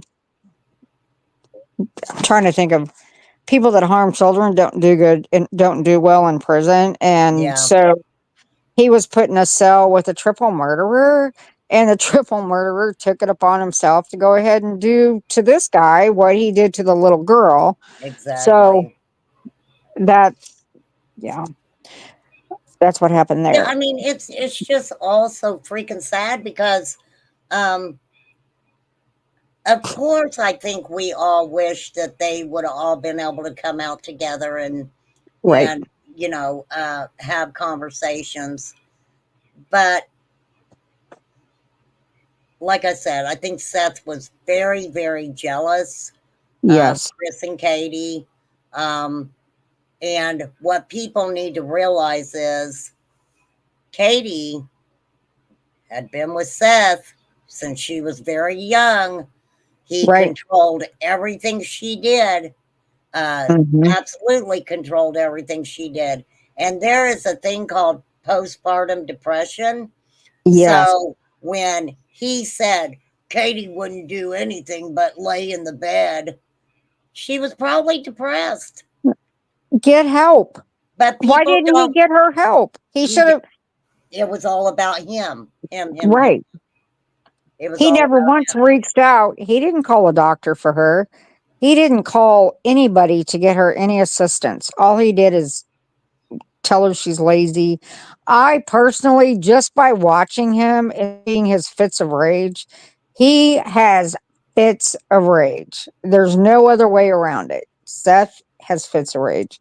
I have a feeling that's why Sebastian didn't want to live with them. Well, Um, also, you got to remember too. Look at the crap he did with his shoulder. You oh know, yeah, oh my God, my shoulder's killing me, and I've been driving. I can guarantee you the pictures that and video that were taken of him actually out there looking. uh-huh. It's just my opinion. He was probably in that truck more than he was out there walking around and stuff. I just feel like that. So Yes. And the one thing that always gets me is when he was in this building, and I think JLR was filming him then, and he was walking through a building and he was clearing it like he was in law enforcement. And he said, Sebastian, it's dad.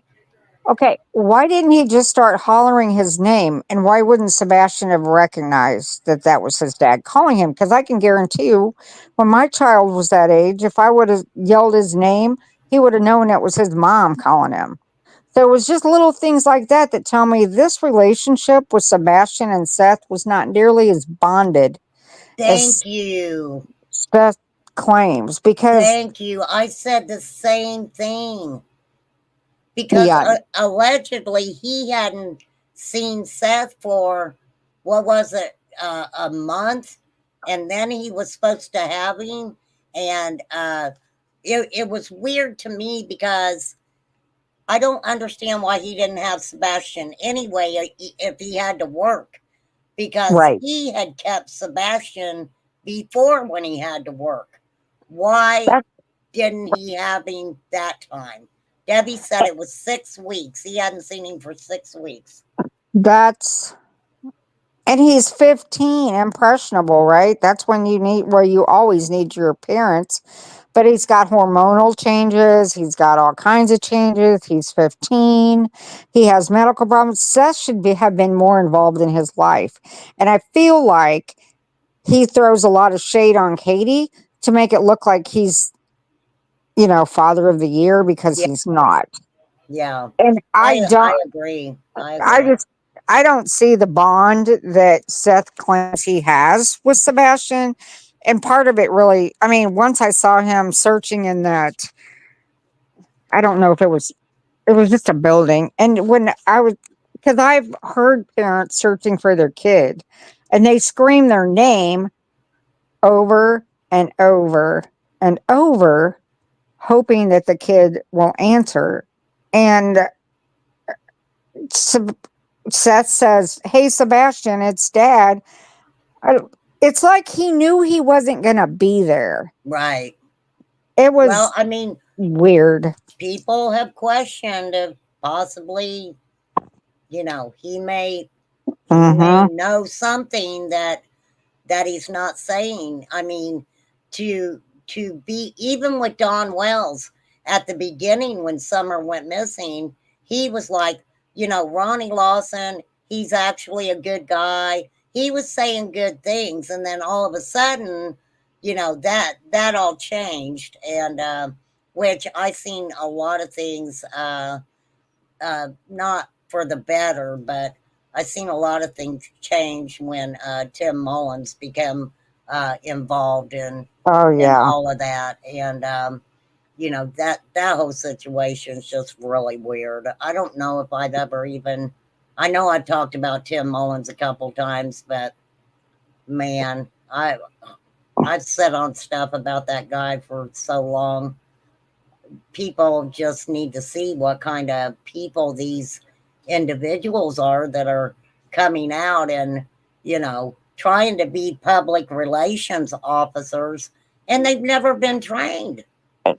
It's, I'll tell you what, our public information officer um, has a master's in public relations and had to work her way up through the ranks to get where she's at. She started on the streets in a cop car, and Right. she worked really hard to get where she is, and she's phenomenal and we all love her. I am appalled that Tony just starts talking out of his ass, excuse my language, and he doesn't have a clue what he's talking about. He said that Sebastian had been texting Katie's mom, bio mom. Yes. That's a lie. I mean, look at all the lies. It's I don't know why Tony does that. I think it's because This Seth is what, told him and he believed it. yeah, well, this is what gets me too, because a lot of what all of them people know is only what Seth says.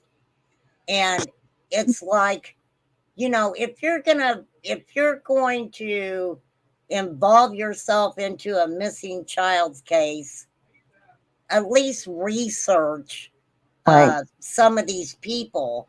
Don't take people's word for anything. It's important that you research that stuff on your own, and then come to your own conclusion. But it was always weird to me that even with that job, Chris even mentioned that throughout the training for the job at the jail, uh, Seth was, I'm done. I'm not going to do this. And Chris mentioned, he said, please don't stop. You're doing this for Sebastian. Sebastian's looking at you, and, he is just so proud of what you're doing. And so don't stop. Who the hell has to, number one, pay a father to come and have anything to do with their son, help them find a job, encourage them not to give up for his own son? I mean, people just Right. aren't looking at that at I all. agree. And I didn't look at that at first. I thought, oh, poor Seth. And then I thought, oh my gosh, you got me. Well, Which is, I think a lot of people are seeing that.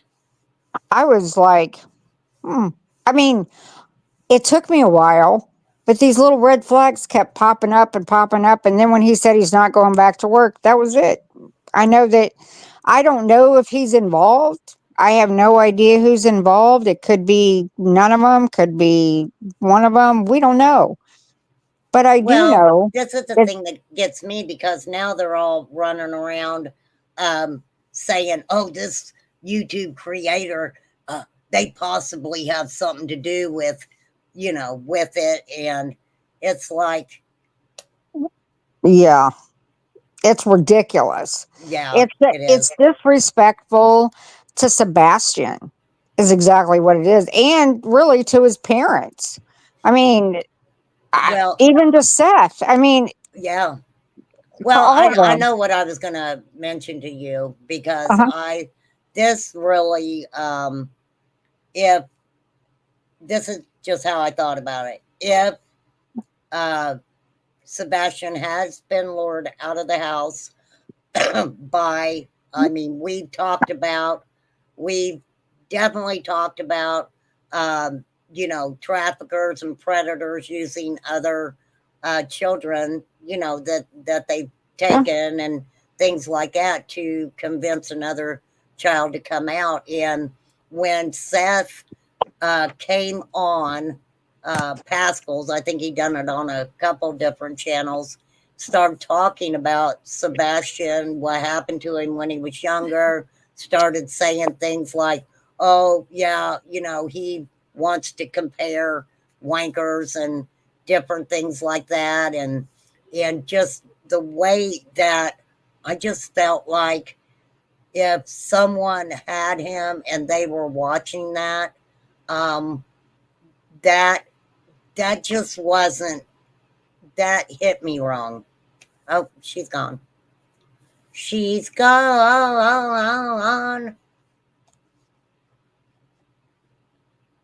But that hit me wrong.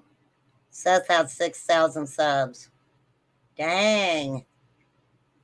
What do I need to do?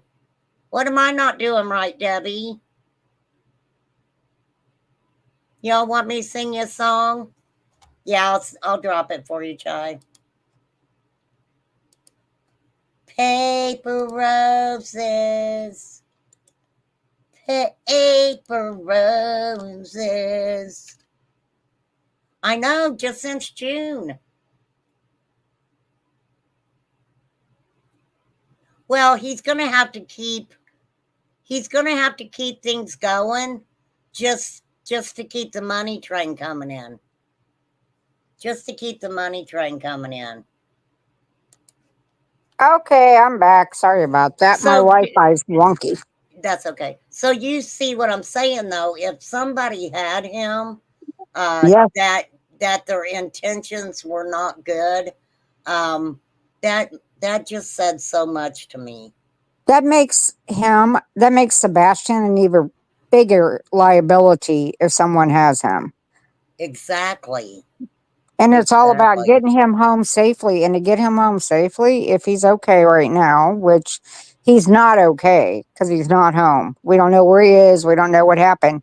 But what we do know is Sebastian Rogers is not okay because he's not where he belongs. Right. Right. So, And this gets me too because Seth has ran around. Oh, I've enrolled him in school and I've done this and I've done that. And it's like, how are you possibly doing those things? Because guess what? Katie and Chris have not been found guilty of anything. If right.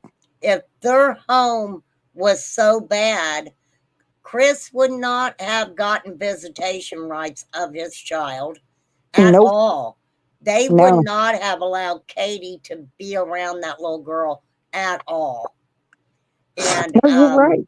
yeah, and it's like, but JLR talked about that when one of the times that he videoed Seth, uh, Seth had him wanted him to video him when he was outside of his truck or something, and he was messing with his shoulder, and somebody was taking some band-aids or something off, wrap off or something, and he wanted JLR to make sure he got that on video.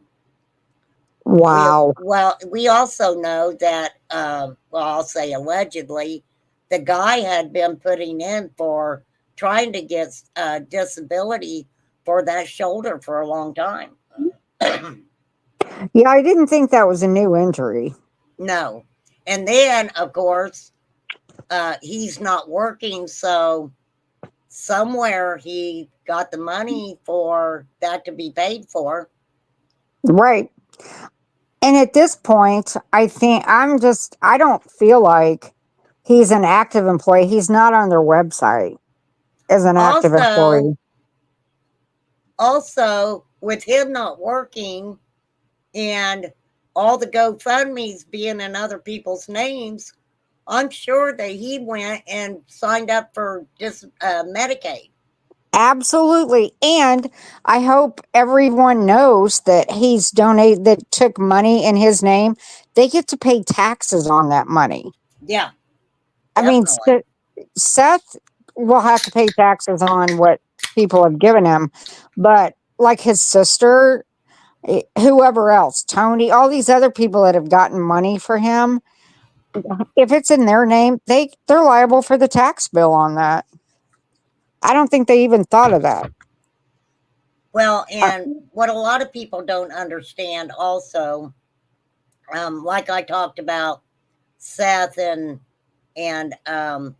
you know, he automatically assumed this is what got me. So we watched Seth basically take women being nice to him as they had a thing for him. Right. But yet he talked about going into a restaurant and giving a lady Sebastian's phone number.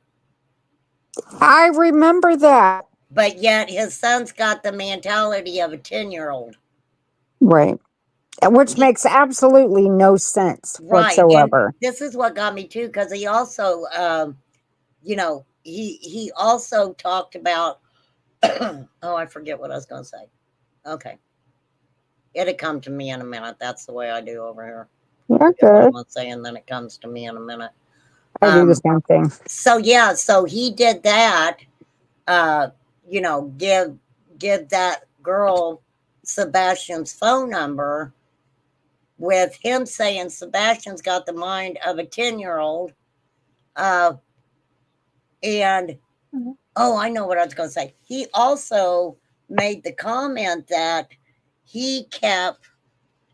that Sebastian didn't want to talk about what happened to him when he was younger. Right. Sebastian didn't want to talk about that. And he said he was like, okay, son, and making little comments and stuff like that. And I'm like, wait a minute. If that happened to him when he was really young, he's 15 now. So I just because of the way Seth is, I just had a feeling that Seth would talk about that stuff. And I just have a feeling that Seth was always asking him, what's going on at your mom's? What's your mom doing? He just seems like that type of guy. I think you're right. Seriously. Right. And I would imagine he said Sebastian felt like he had to say something about his parents, about Chris and Katie. Because I know in a lot of families, that's how that happens. One parent is overbearing and loves to hear the gossip. And Sebastian may have said, oh, yeah, well, mom burned dinner and dad said, way to go. And they argued. Yeah, that's the thing about it, because Seth just seems like, I mean, just what we've seen with how he has come for Katie like he has, it just would not surprise me in the least if that guy didn't spend those couple days every weekend or every other weekend, whenever he had him, just bouncing, what mama's doing. And, Right. I'm not giving you this medicine. You know, I don't want you to have this medicine because of this. I don't think it had shit to do with that. I think it had to do with Seth was doing everything that he could to just ruin everything that Katie had worked hard with Sebastian on. Uh, absolutely agree. And I will say, okay, for instance, when he gave that waitress the phone number for his son, if Seth had 1 ounce of understanding that the people who harm your children normally know them, he wouldn't want him to have a relationship with someone. Does that A make sense? stranger, yeah. I mean, like, what is he thinking? Okay, like football coaches or anybody could be involved in this. No one knows. He It he could. he has never. I don't think he's ever come out and said how old this waitress was. Well, we Um, know she's got to be at least 16, right, to work.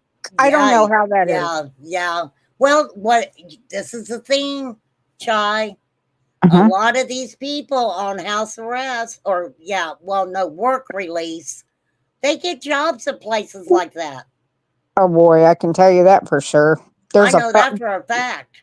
oh yeah, and I'm not saying felons are bad. My neighbor's a felon, and he's great, and he knows I'm a retired parole officer. We joke about it. I mean, he doesn't have any problems. He did something stupid. Well, this girl, and I've known her ever since she was little. I mean, I haven't, I don't talk to the family or anything like I used to. I grew up with this girl's mother, and I just happened to run into her sister at the laundromat one time. She proceeds to tell me, "Yeah, my sister's in work release." I was like, "What the hell did she do?" Right. She got in trouble for showing inappropriate stuff to an underage kid.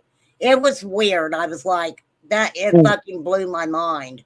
And but the thing that got me, she was like, "Oh, she's calling right now. She wants me to take her. She's got a job interview at the IHOP or something." And I was like, "Well, wait a minute. Didn't they make her register?" And she was like, "No, they didn't make her register." I was like, Mhm. that made no freaking sense to me. No, that doesn't make sense. I was like, Because why didn't they make her register? yeah, I don't understand that But I had at not all. talked to him again. So, Hmm. yeah, me too, Debbie. I wondered if Seth didn't call her. If That's a Seth good didn't call her. question. Because, see, it was weird too, because he was like, yeah, Sebastian didn't like to travel, but I would take him 6 hours away and he'd be up for a couple days, or just some of the stuff he was saying. And that's one thing I always wondered too. I was like, I wonder if Seth didn't call her, because Seth was like, yeah, you know, I'd say, hey buddy, let's go to the store, and Sebastian wouldn't want to go. And so I would leave him at home, sometimes for a half hour, maybe 45 minutes or whatever. I was like, Right. man,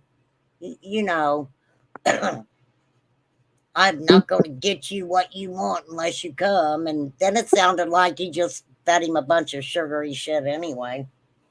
Yeah, because yeah, And he why? never talked. I never understood that, because why, if you know that your son has autism, you know Mhm. that he's up for 2 days at a time, why in the hell would you pump him full of sugar shit?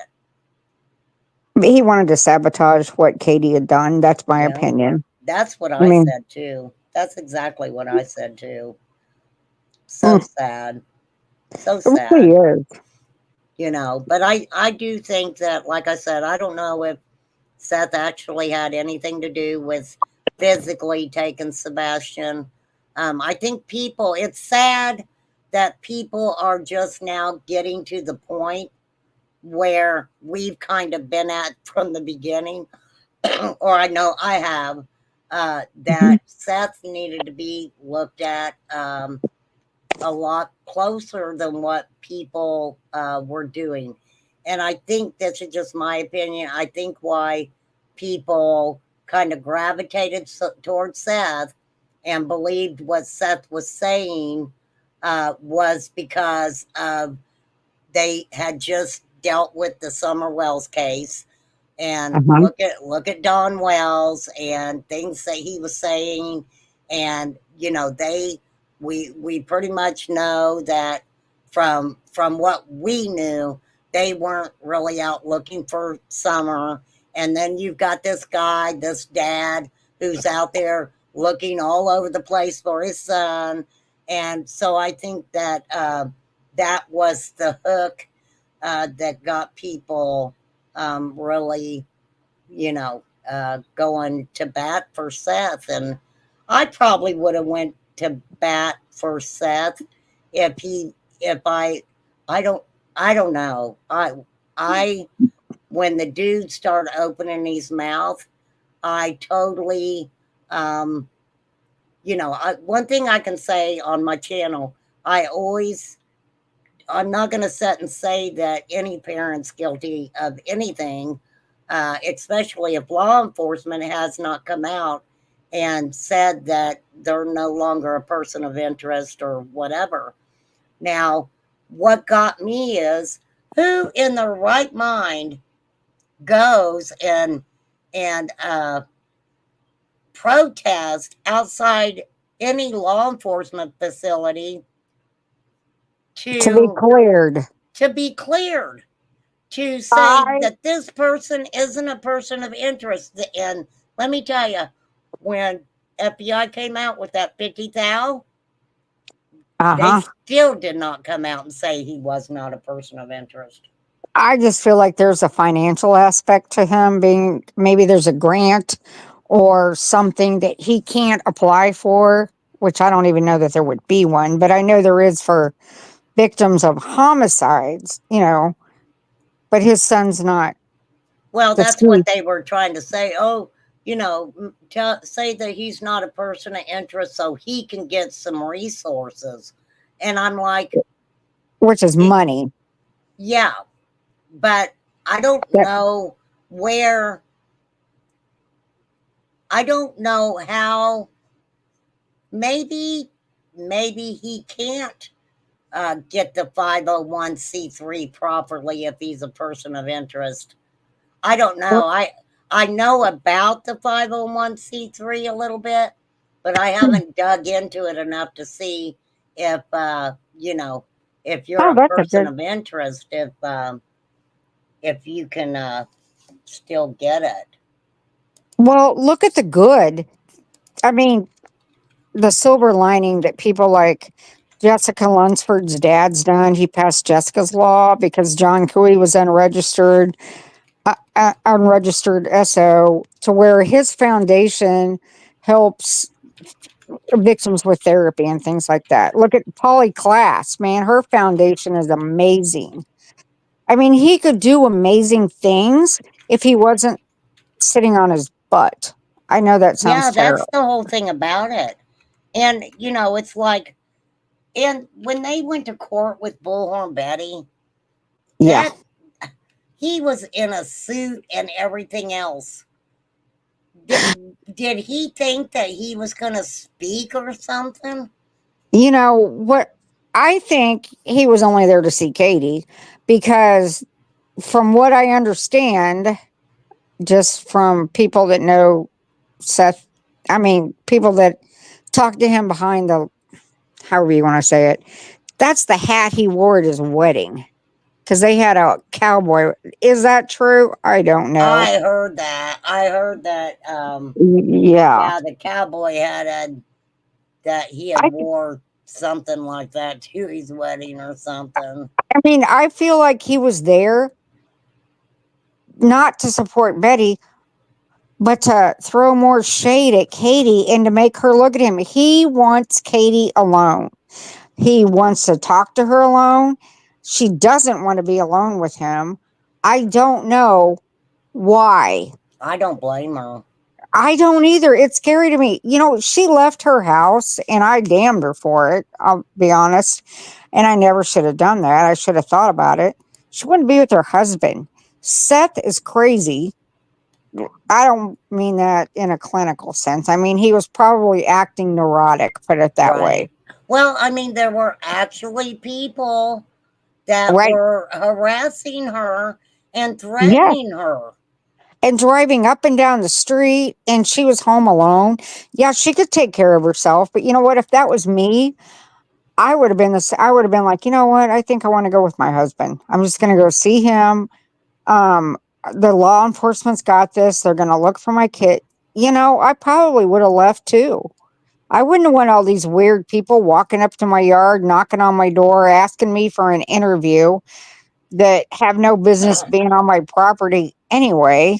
Well, and, law enforcement had already been there and, checked numerous times. And I think it was just the way that even with Chris,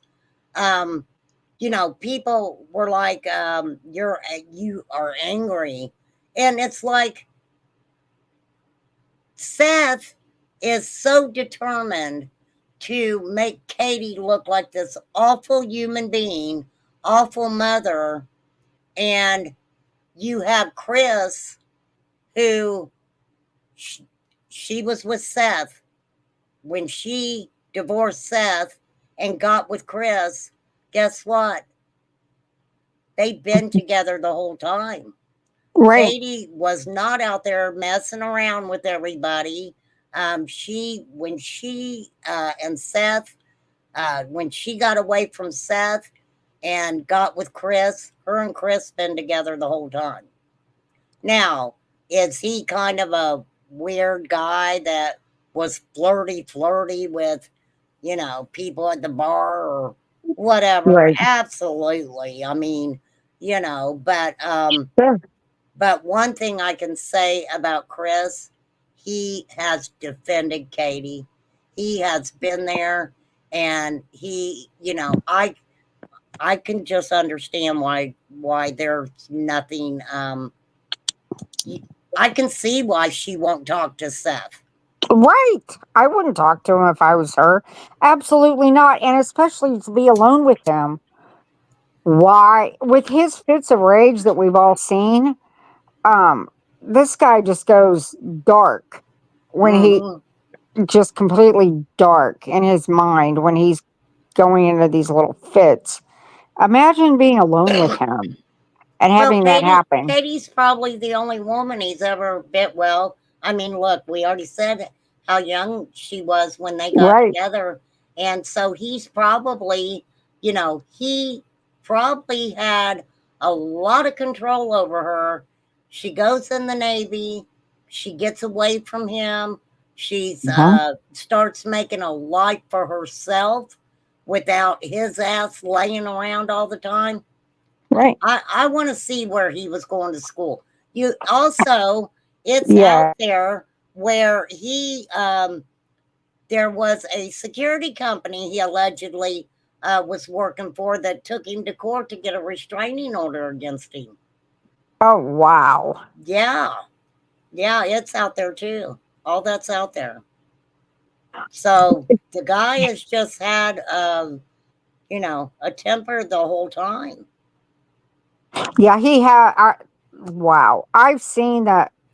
When I saw his first fit of rage, is when he said he disclosed the abuse against Sebastian, which he never should have done. And he said, and you'll never hold that over my head again, Chris. Because Chris had allegedly told him, nobody's going to search for Sebastian if they know the truth.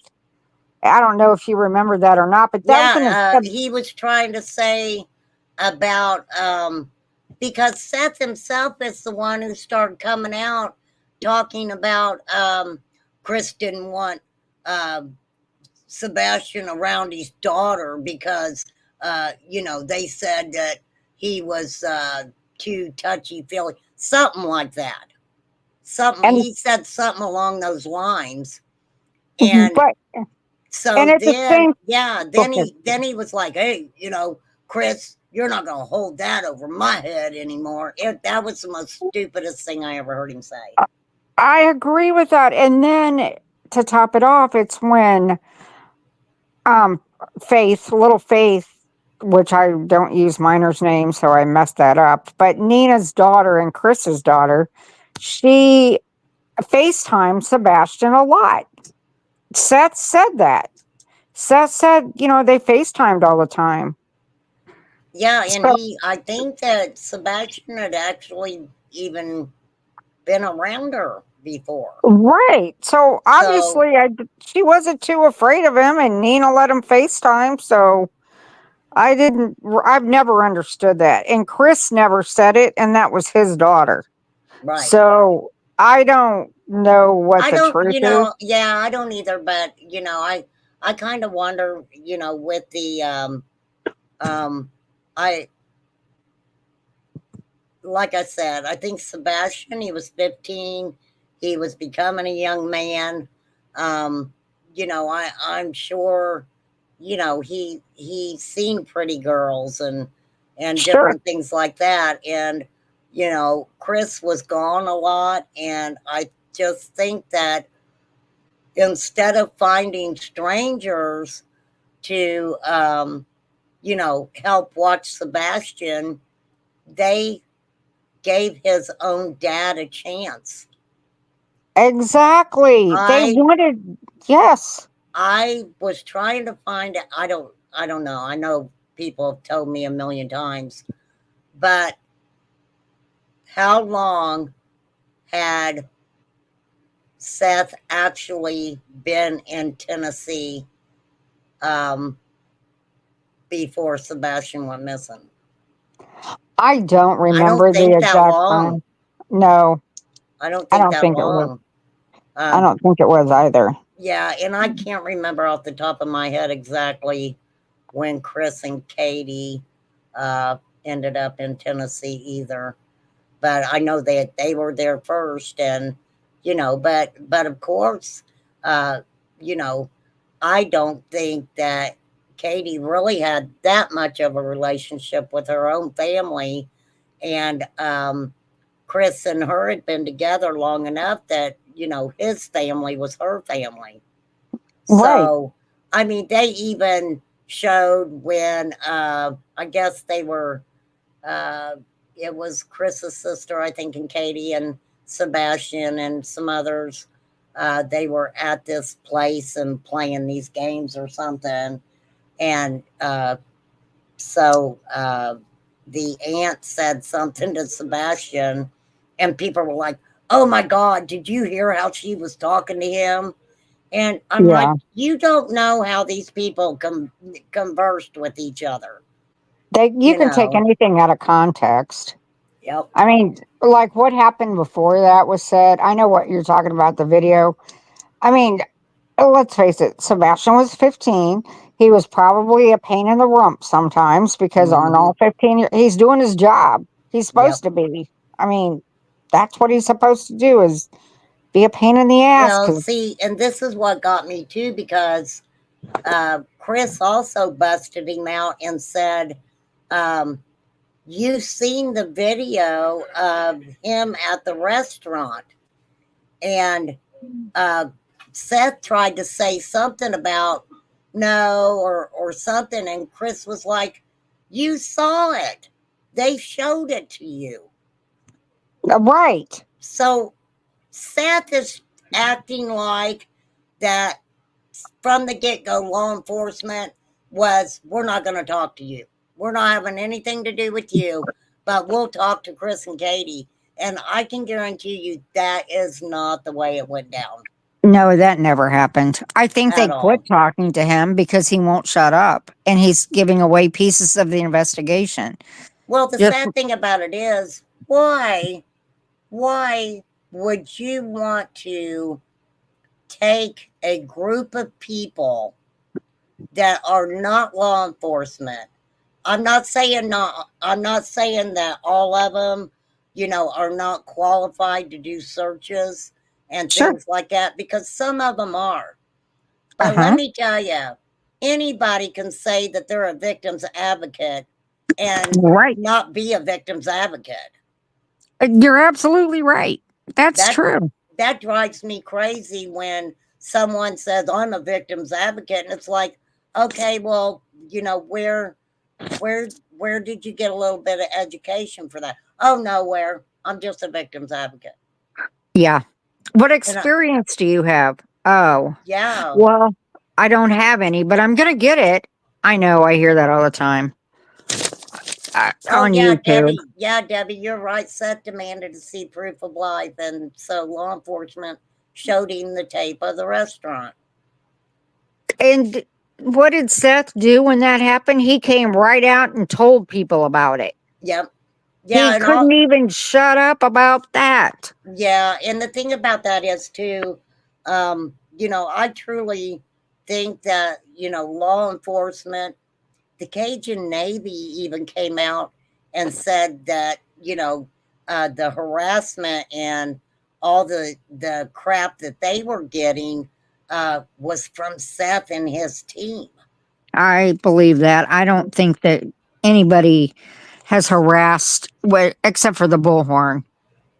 Well, I also 100% believe that. there's a couple of creators who have come out and said that in the beginning, they were 100% Seth and behind Seth, and when when they didn't keep following the narrative that Seth and his team and Tony wanted, they were getting attacked. They were Right. getting attacked. That's So true. why would you have to go around making people look bad that just aren't following your specific narrative? No one should be following anybody's narrative when it comes to a missing child. Let law enforcement do their job. That's not that hard, Seth. They have the forensics. They have the Ring doorbells. They have information. I tend to think that he was on a Ring doorbell because of the flyer. Did you see that? What I'm No. talking about? Uh-uh. It said he was last seen in the early morning hours, and it gave his address. So I'm thinking maybe I'm reading more into that, but to me that tells me that he was possibly on a camera. I could be wrong, but Well, because yeah, I don't know. I that just struck me, but I don't know. I just know that Seth and demanding to see a proof of life after they gave it to him, he should have never said a word. And the reason why is if someone does have him now, not only is he a bigger liability, but now they need to get rid of that liability before Yes. something else comes out. They don't want to, if he's Well, and with someone. this was a stupid thing too, because when Bullhorn Betty talked to him, she was like, "Oh, well, was he acting different in that video from the restaurant and Yes, stuff?" And Seth was like, I don't know." I'm like, the guy can't answer that question because I do not believe he was around his own son enough to right. know if he was showing any type of anything. Exactly. I felt the exact same way. I don't see this extensive bond between this father and son. Mm-mm. I just don't. No, and I think that I think this is just my opinion. I think Sebastian was smart enough to know that if he was made to go live with his father, that he would probably be alone a lot of the time. Mhm. He probably wouldn't be going to school. It would all be done online.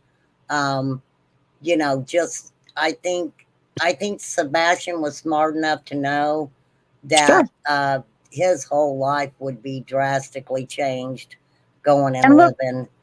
his teacher, what is it? I can't remember her name. Do you remember when they just had like a bleep video of her? She was like, he is so smart and he's the nicest kid.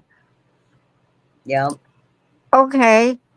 That just tells it right there. This is not a super low functioning child. He may have Well, had an this is, IEP. yeah. Well, this is what got me when, you know, Katie said that she was, they would get really frustrated because, Sebastian would have accidents at school and Right. Katie would have to take him clothes.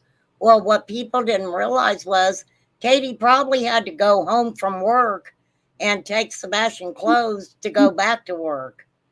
And And if he was having accidents in the bed and stuff, of course they're going to get him, some pull ups or whatever. And then right. Seth is like, he never had that problem at my house. How I'm would like, he know? that's what I said. How would you even know?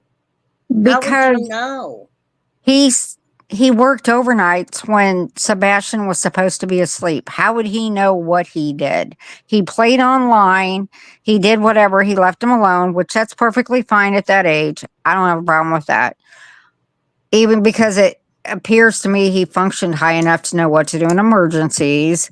He knew how to feed himself. I mean, he wasn't just this person that didn't know what to do if a tornado or a fire or something. I feel like he was safe being by himself. Well, I mean, and if he's saying that he took Sebastian to the park when Sebastian was 15, does he not think at some point in time that when he wasn't home, that maybe Sebastian went out and actually met some kids or something and just never Yes. even told Seth?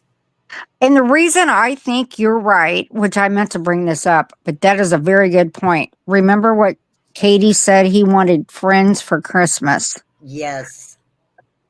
Did he try Yes. to go find friends? I'm wondering. I'm wondering if I don't know, Chai. My mind is set on the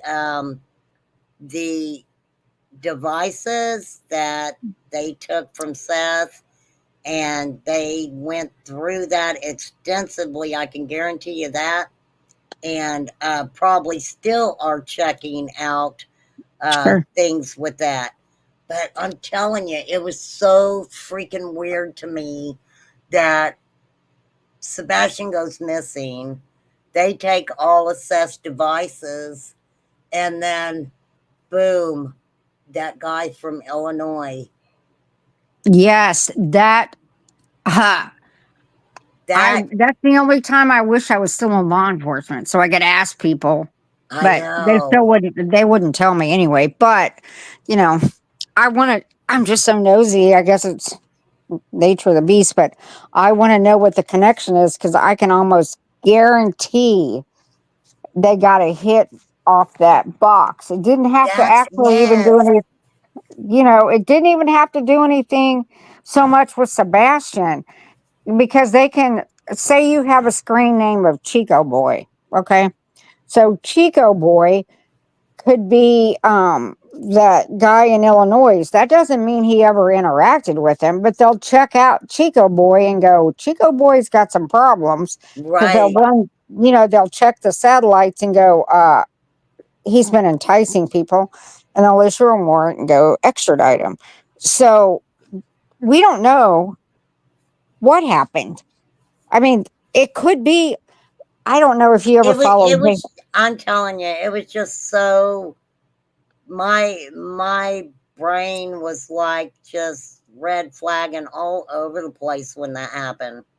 Yes, there's in Missouri, Haley Owens.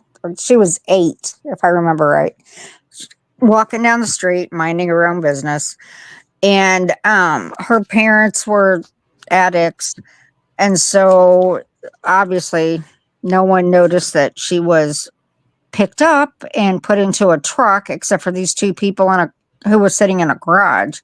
And they called 911, and so police were running around trying to find out where the parents were because this child had just been abducted. Her name's Haley Owens.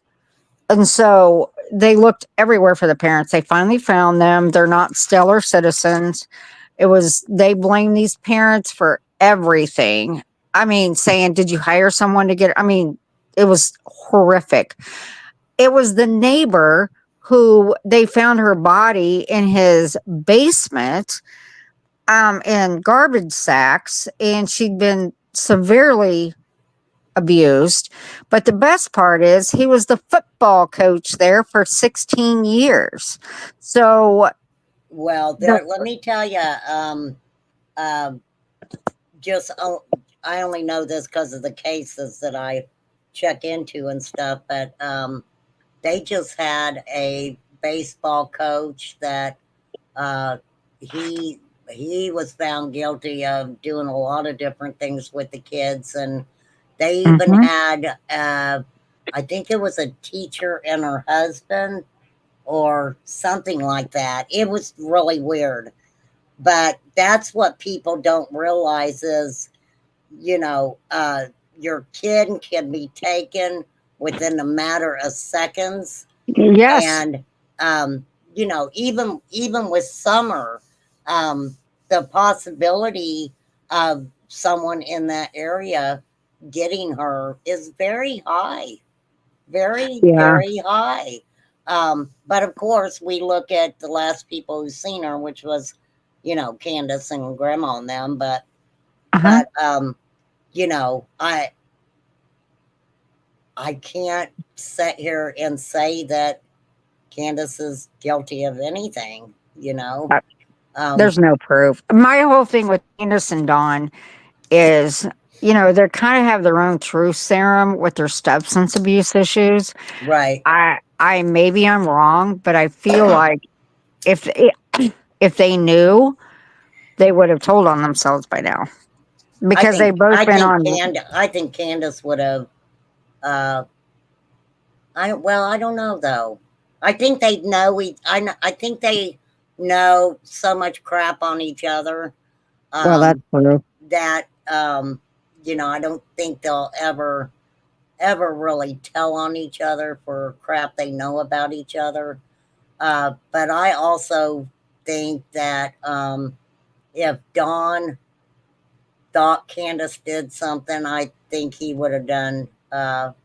You know, I think he would Oh have yeah, already Candace done would no something. longer. Candace wouldn't be walking amongst us if Dawn thought she did anything. I don't. I honestly, I believe that, but Yeah. I could be wrong too. I don't know that much about it. I mean, I do, but I don't. Well, I'd that's the love to know. problem because I think a lot of, you know, even a lot of creators still, you know, act like they know so much about, you know, the Summer Wells case. And I always ask the question, do you really know about Summer's case or do you know the drama of Summer's case? That is well put because I will say, when I was in law enforcement, I used to watch the news and shake my head. I'm like, you guys aren't even close. I, Yeah. I, I'm like, but of course I couldn't say anything and I never would. But I was like, are you serious? I mean, and then when somebody gets murdered, the neighbor, I mean, people are like, oh, I can't believe that happened. He was such a great guy. Hello? I'm like, you live next door to this freak. Didn't you happen to Yeah. notice? I Yeah. mean, so Well, I think the sad thing too is, you know, in this day and age, people don't they don't know their neighbors anymore. that is true. I know when we were younger, I mean, we knew everybody all through town and Mhm. definitely knew our neighbors. Oh, yeah. But now, you know, the kids are on social media so much, you know, that uh, if they're homeschooled, they Yeah. don't they don't get out. They don't get to actually have one on one with people at all and things like that. So, I That's mean, right. it's. Oh, I was going to tell you too. I think it was, I want to say, Sassy Ann sent me an email the other day, and she was talking about, I don't want to get it wrong. I don't want to say it was her and then it be somebody else. Um, it was, they talked about 30 to 31 um victims of trafficking It was in Ohio. Oh, 32. Yeah, it was sassy in the Senate. It was an article about 32 kids being found in an area in around Ohio. They even named Akron, which caught my attention because that's where my daughter lives, is in Akron. And so I was telling my daughter about it, and she sent me something from Facebook where one of the parents of one of the children said that I want to find that, said that I always have to email myself when people send me stuff on my phone. I got to turn around and email it to myself. Where is it? I'll have to look for it. But anyhow, she one of the parents said that that law enforcement just called them and asked them if they found their kid yet. And I was like, that's crazy. Yeah, and it was a Facebook post. I know I've got it. It was on my phone. Wow. Were they teenagers? I guess a couple of them had to have been. Wow.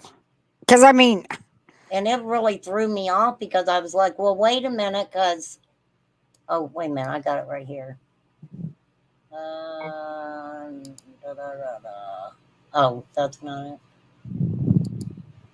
I gotta be careful with my emails because okay, so they were talking about Operation Homecoming recovers 32 missing children in Ohio. And so this person said, yes, I posted about it. Which is Akron Police Department, made it seem as though they recovered 32 missing children. They had, in reality, started calling the parents of runaway teens, asking if they had returned home.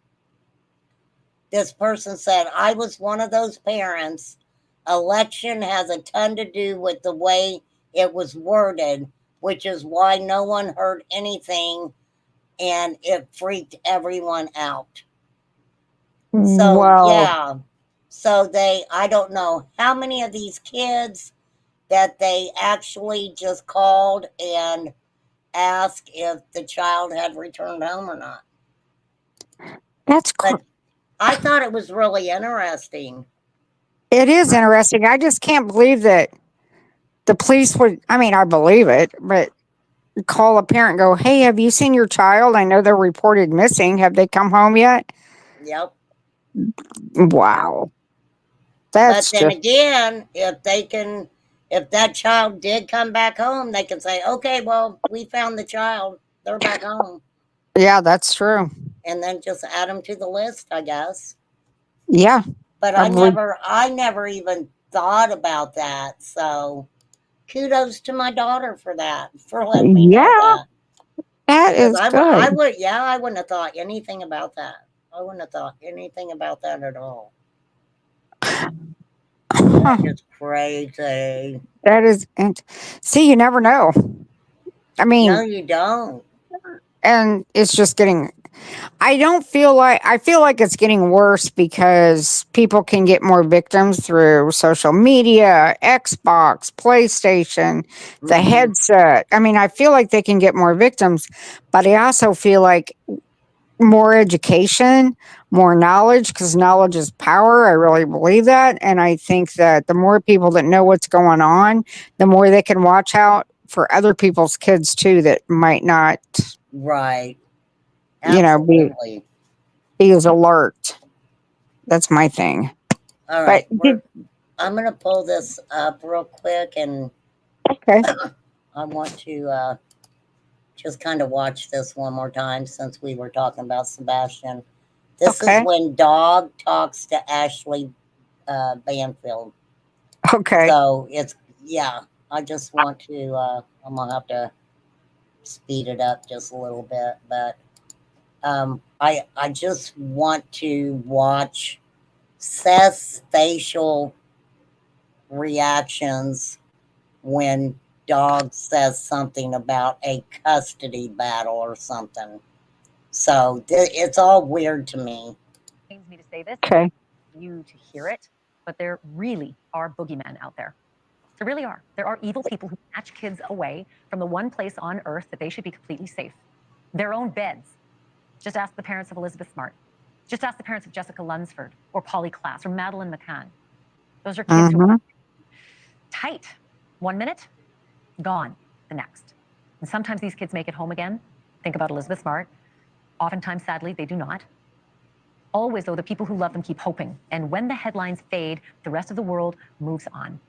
But tonight, we are all hoping for the safe return of Sebastian Rogers. And if you have forgotten Sebastian, and I hope you have not, we are past the 6-month mark from the night that he went to bed back in February, but was gone by morning. And when I say gone, I mean gone. No notes, no leads. Sebastian's clothes, even his shoes, were still there.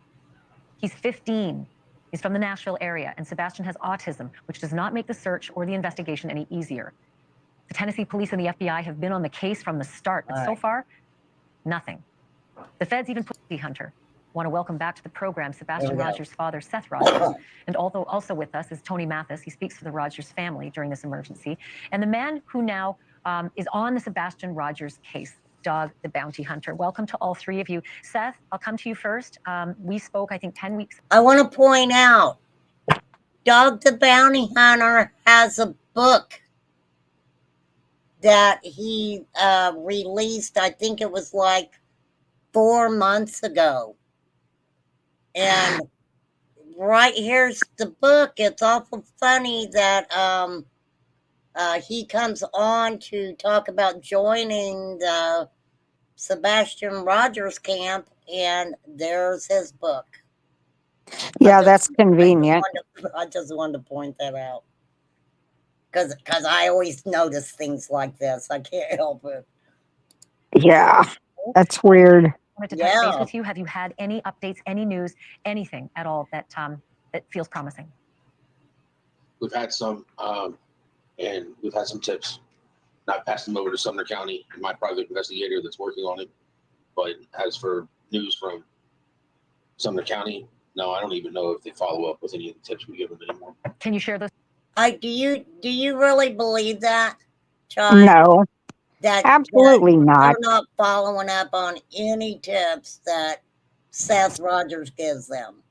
No, I don't believe that for a minute. I don't either.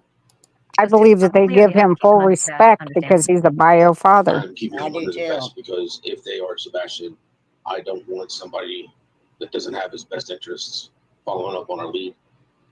Some people are doing lead and they don't even want to be involved in this case. And I can understand. Wait, because none of this makes sense to me. Let's hear what he says again. This makes no sense to me, what he says. And they don't even want to be involved. Okay, wait. I didn't back it up enough. Just following up on our lead. Some people are doing leads and they don't even want to be involved in this case.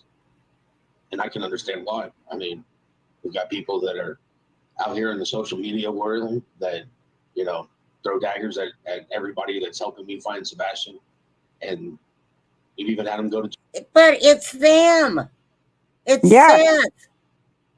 It's Seth and his team that are throwing daggers at anybody who has tried to legitimately help find Sebastian.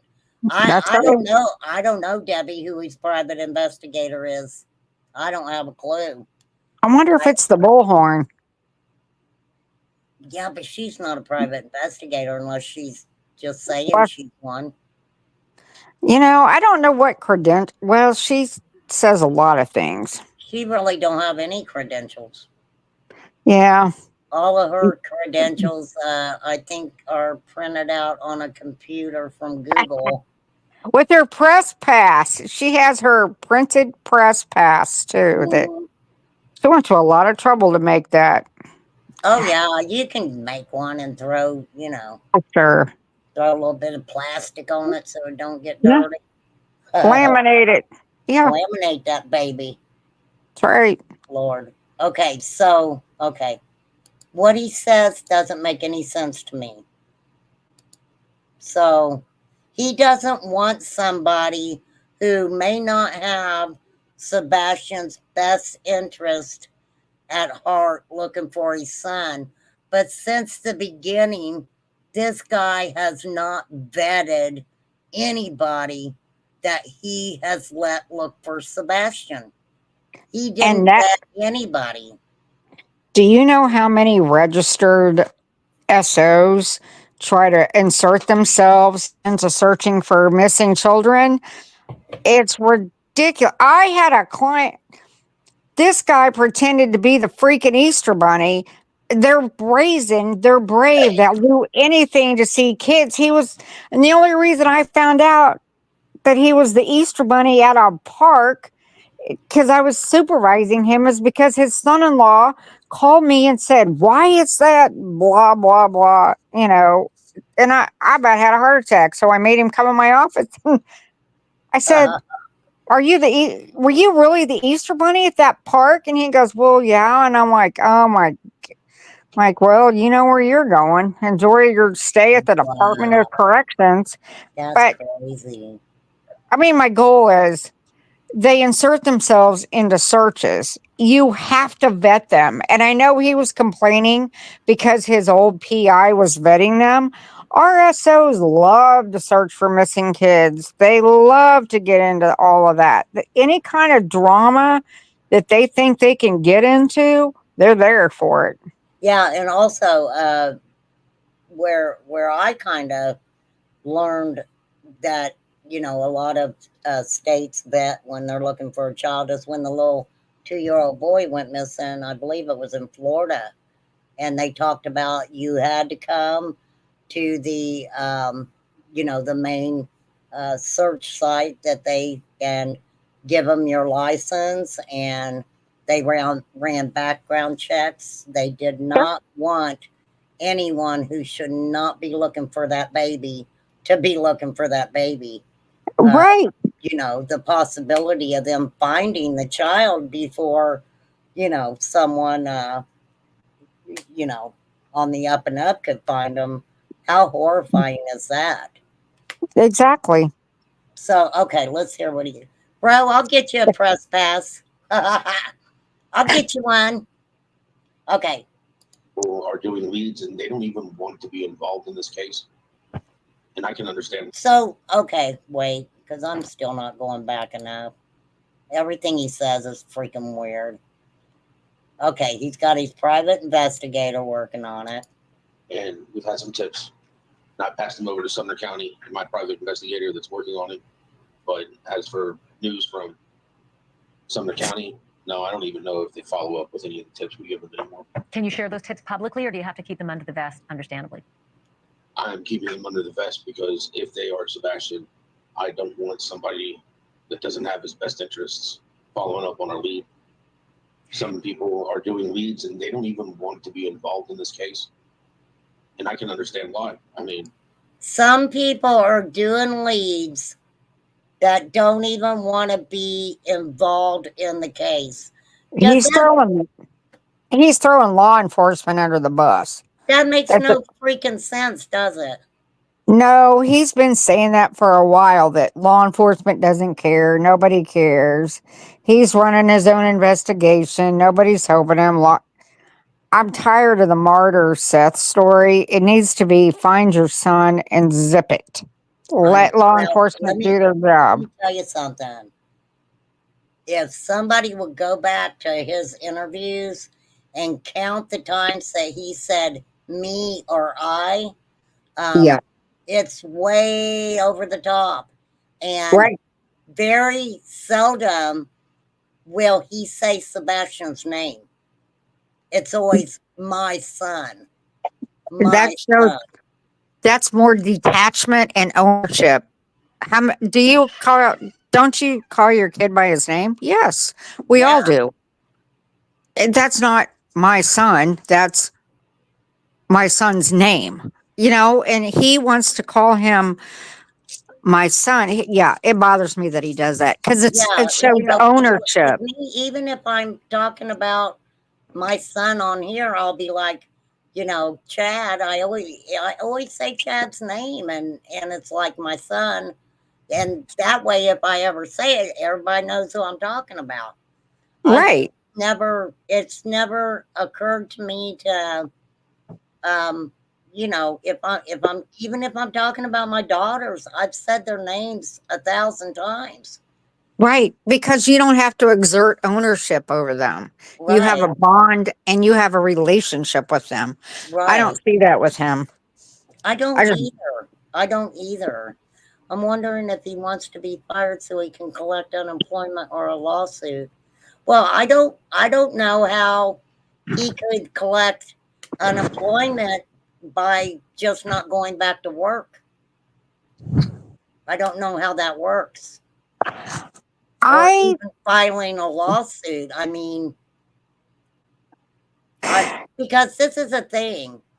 They have, I don't know how it is in different states, but they actually have a family leave of absence. right. And so that I think that's up to 3 months or more. I, I think it's 90 to 120 days, which Yeah, it's quite a bit. Yeah.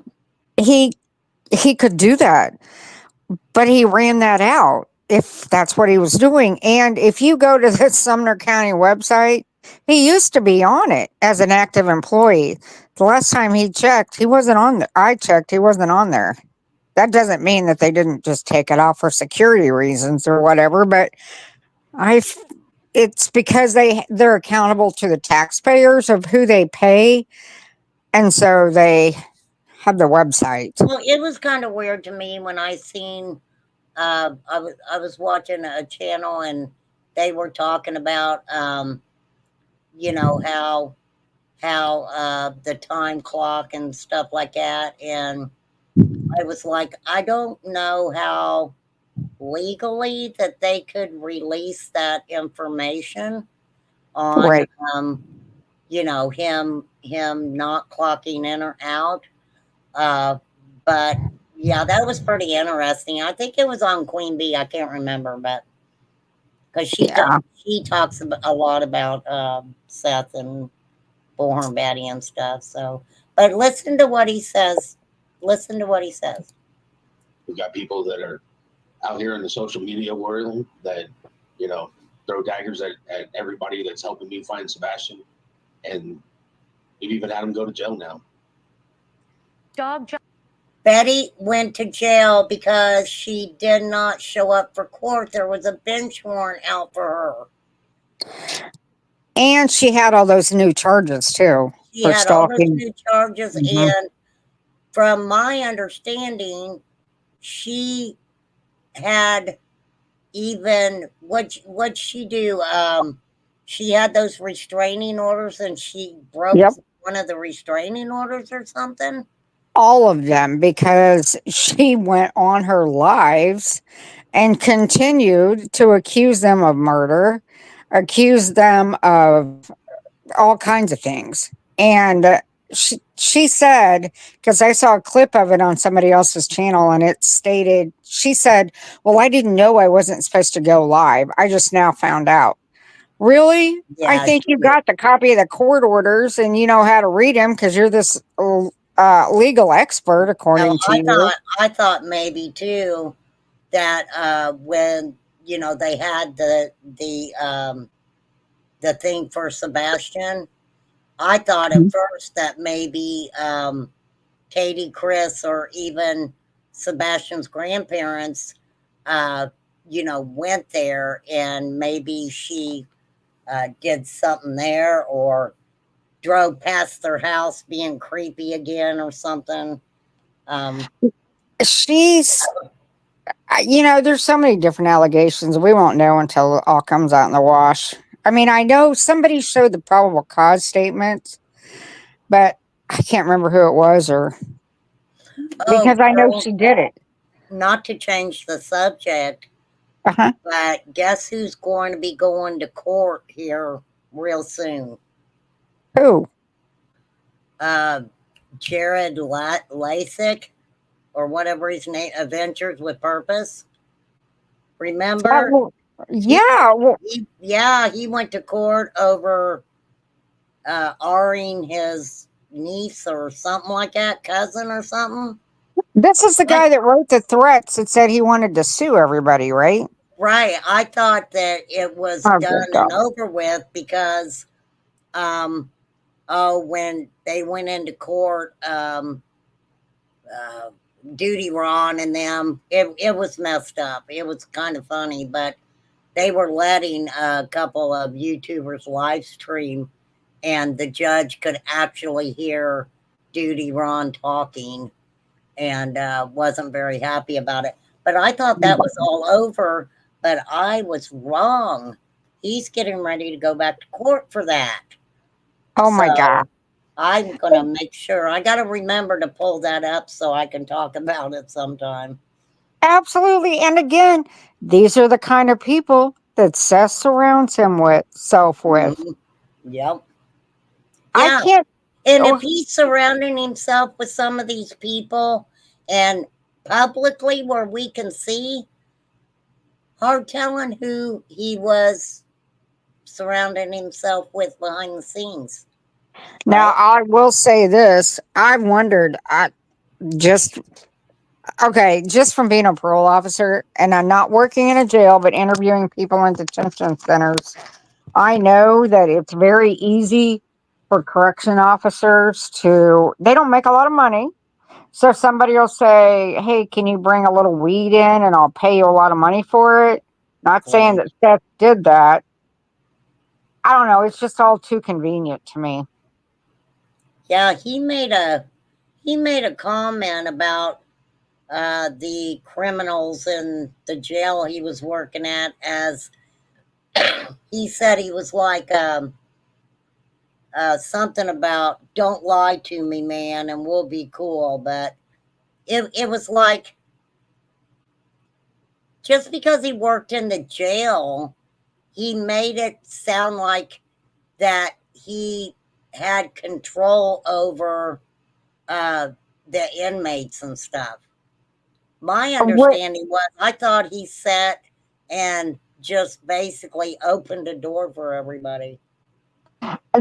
I know from interviewing offenders in detention centers, there's a there's all different parts of it. Like when you come in, they call it the bubble, and they open the doors, check your ID, make sure you're legitimate before you go in. You go through the detectors, somebody searches you. And then they have the people that work in the housing units where these guys stay pending trial or whatever. So Right. it makes, I don't know where he's at, but I will say this. I can't see Seth Rogers searching a cell effectively because he acts like he doesn't care and he wants to be the bad guy's friend based on who he associates with. And the crap that they found in my offender cells are ridiculous. I'm just saying. So I don't know that Seth would actually. Debbie Okay. said Seth's bestie that he called his brother just got fired for bringing something in. Don't know what it was.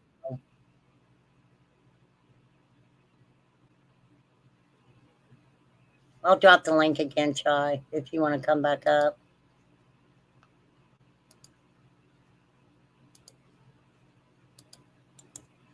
I'm going to finish playing this interview real quick. But yeah, girl, them people stick a lot of things up their booty hole. Oh my gosh. Okay, they call it the prison purse.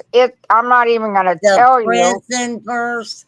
Yes. Oh my gosh. I can't even tell you how much my offenders, when I'd send them to prison, like the Easter Bunny, that was sharing his joy and tickling all kinds of kids.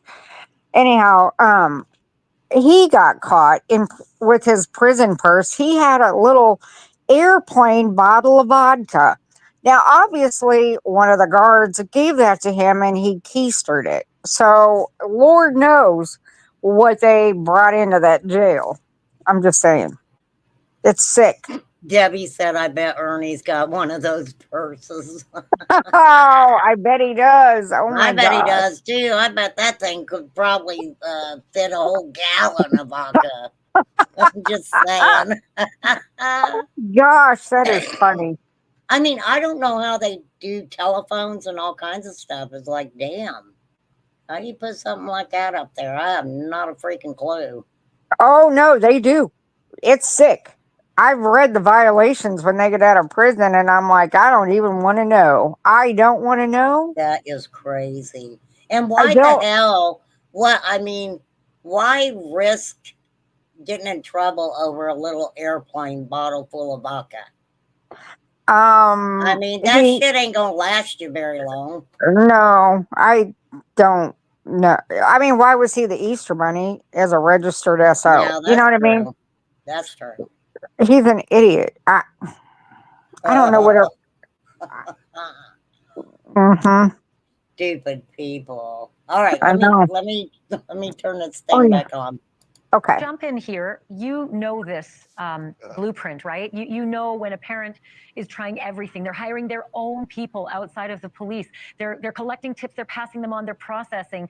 Where do you take this case now that you're on board? How do you do things differently? And since it's been 6 months plus, how do you even begin? Well, we began at the very beginning. And because I'm not a real law enforcement officer, I can do a lot of things that law enforcement cannot do. And I don't break the law, but I will bend it till it's fracturing point. So it's very sad because in the very beginning, I thought Sean may be involved in. Why can't he take his glasses off? Dog, why are you wearing your sunglasses, dude? Why can't that you is take them weird. off? For real. Some That's kind of weird. disappearance, or I thought the little boy was deceased. Days now into it, I have talked to Sean. I know that he was working. He's talked to Sean, and Sean told him he was working. Oh, that is funny. If this is his only child. I have 12. I've been through this before one of my daughters were killed, but this is amazing. I know that he had nothing to do with this. This guy can barely even talk without crying. I'm looking at him tonight, and we're both, crybabies. I'm looking at him right there on your show, and I'm like, I just want to start crying. Listen, I'm gonna hunt. Wah. Sorry, dog. I ain't got no sandpaper left for you or Seth. Yeah. And he acts like I got 12 kids.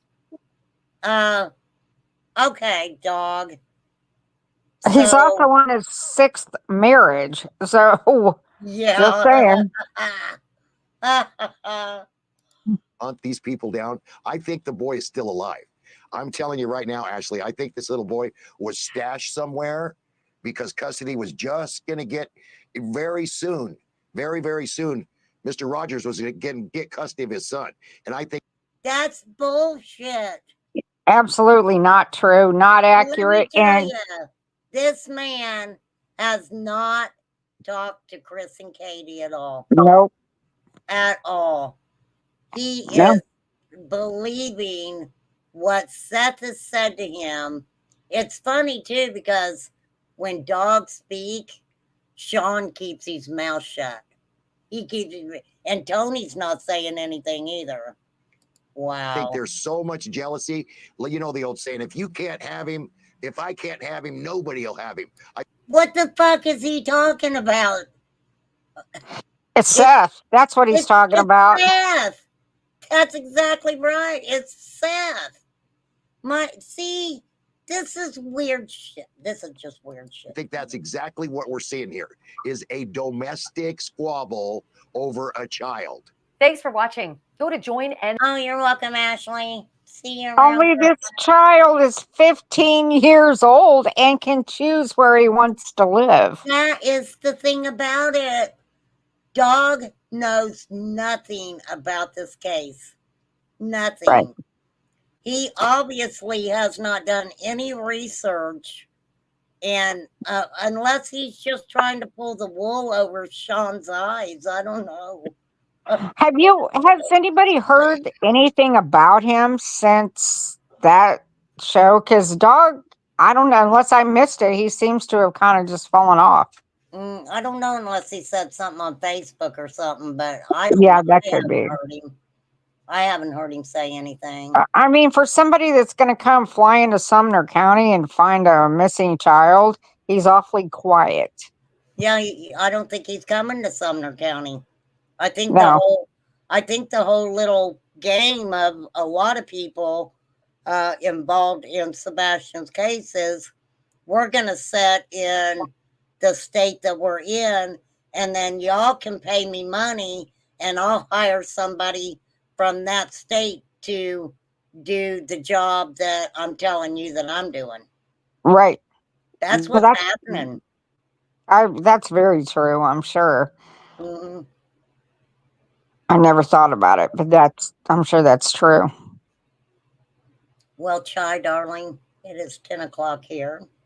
Oh, yes, I need to get ready and go get in the shower and get ready for work, get stuff out for work. So thank you for having me. No problem. You know, you can come up and talk to me anytime. I know we got kind of sidetracked with what we originally started talking about. Oh, Um, yeah, but, it's pretty that's good okay. to hop Hey, off and talk about, you know, next time we can talk about like the National Center for Missing and Exploited Kids. Remember that slideshow that they have, or that thing where it talks about a lot of kids elope, which means they run off when they're teenagers, and they drown. Most of them, when they run away, they drown. I always thought that was fascinating, but we can talk about that you mean the later. autistic kids? Yes, Yeah,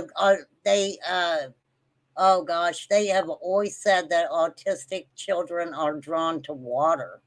that's true. And I think I that's what happened with Sebastian too, why, they wanted Mhm. to check the ponds and stuff like that, um, because they thought maybe he was, attracted to the water and stuff. But the thing with that retention pond, it wasn't that deep. Nope. It wasn't And that I deep. feel like they got the warrant for the landfill because that's where predators throw a lot of victims. Well, you got I to don't. remember too that allegedly the trash man said that the trash can was pretty heavy, Oh, that's right. that it Yeah, was kind of more heavier than usual. But also one thing, that I've kind of said too, law enforcement, if they think that a child has been thrown in the trash, they want to get to that right away. absolutely. Because, like with Quentin Simon, look how many weeks that they Uh, had to dig through the landfill to find that little boy. And it was by the grace of God that they found him. that's Um, right. and so, they had God looking after him there. And That's right. also with them finding Elijah View, God had a hand in that too, because, you know, Yep. they've looked for that little boy for so long. And, I hope they can find a cause of death for him. I mean, obviously it's homicide, but like if his thyroid, if he was strangled, or if they found yeah, tape on his mouth. well, the sad thing is they just found, I believe, his skull, and I Oh, wow. another piece or something, and that's what I was talking about when I was talking about him being found, because hopefully, where what was found of him, where they found that at, maybe they can, go so far to see if maybe well, he was out there in the elements. But one thing that Mhm. interested me was because um, they talked about um, having searched that area a couple times. So it was, we talked Right. we talked about maybe him being moved there. But then again, if that was the case, Jesse Vang and his mother were in jail. So that would mean that there was another, party involved. Right. And I don't think there was. I think that, you know, he was so small and I think possibly just overlooked. Oh, yeah, absolutely. Well, anyway, thank you for having me on, and you Thank you. guys all have a great evening. I'm going to go hop in the shower and get ready for work tomorrow. So you guys have a great evening. You just let me know next time you want to. Okay, I'll do it. Okay, see you later. Thank you, doll. Okay, bye-bye. Bye. Crystal, next time you grab the link too. Come up here and converse with us. I've kind of come over and tried to wave at you a little bit, but my life sucks right now, Crystal. It's okay. I'm all right. I'm all right. Just been kind of feeling like blah lately. I'll be all right, though. I love talking to Chai. I really do. I have such a great conversation with her. But I appreciate you guys. And tomorrow night, we're going to be doing a roast. So I'm going to try to be woo-saw all day tomorrow. I'm going to try to be in a good mood. And so we're going to have us a little roast. I did not make it members only. That way everybody can come and have fun and hang out and have some laughs and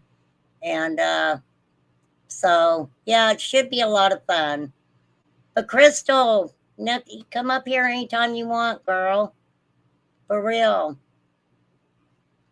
Thanks for hanging out. I appreciate it. And I got your email.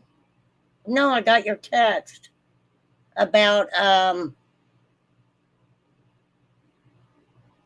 Megan McCann. Did I get her name right? I'll pull up the stuff on her. Boy, that's one case that is pretty wild. But you guys know we start out talking about certain things and we may move on to other things. So, but I appreciate you guys. Thanks for hanging out, and I will catch you guys tomorrow night. And are you not going to be here for the tomorrow night, Debbie? I don't know. We're going to have some fun. Try to anyway. You guys know my roast is not to be mean to anybody. We're just going to have some fun and, yep, be here or be square. Be there or be square. Good night, Ro. I'll print you out a press pass. Okay? We'll get you a press pass. We will put it out there. Knowledge is power now has an official press pass given to her from Remain Calm, certified by Remain Calm. I don't know how far to get you, but yeah. All right, peace out, everybody. Have a good night. Thanks for coming in. Thanks for hanging out. H. Davis, you behave yourself. I know you will. I know you will, H. And oh, you want me to roast you? I don't know, Debbie. I don't know, because then I gotta run around and look at what funny stuff you say. You can talk to Lawson. Oh, Ro. I would love to hear that. I would be like, Rut-row, here comes Ro. Watch out, Ronnie. Rut-row, here comes Ro, Ronnie. I would love to be in on that conversation, Ro, for real. All right, peace out, everybody. See you tomorrow night. Have a great one. Appreciate you. I got to do my peace out. Peace out. I'm going to bed. I'm an old lady. All right. See you guys later.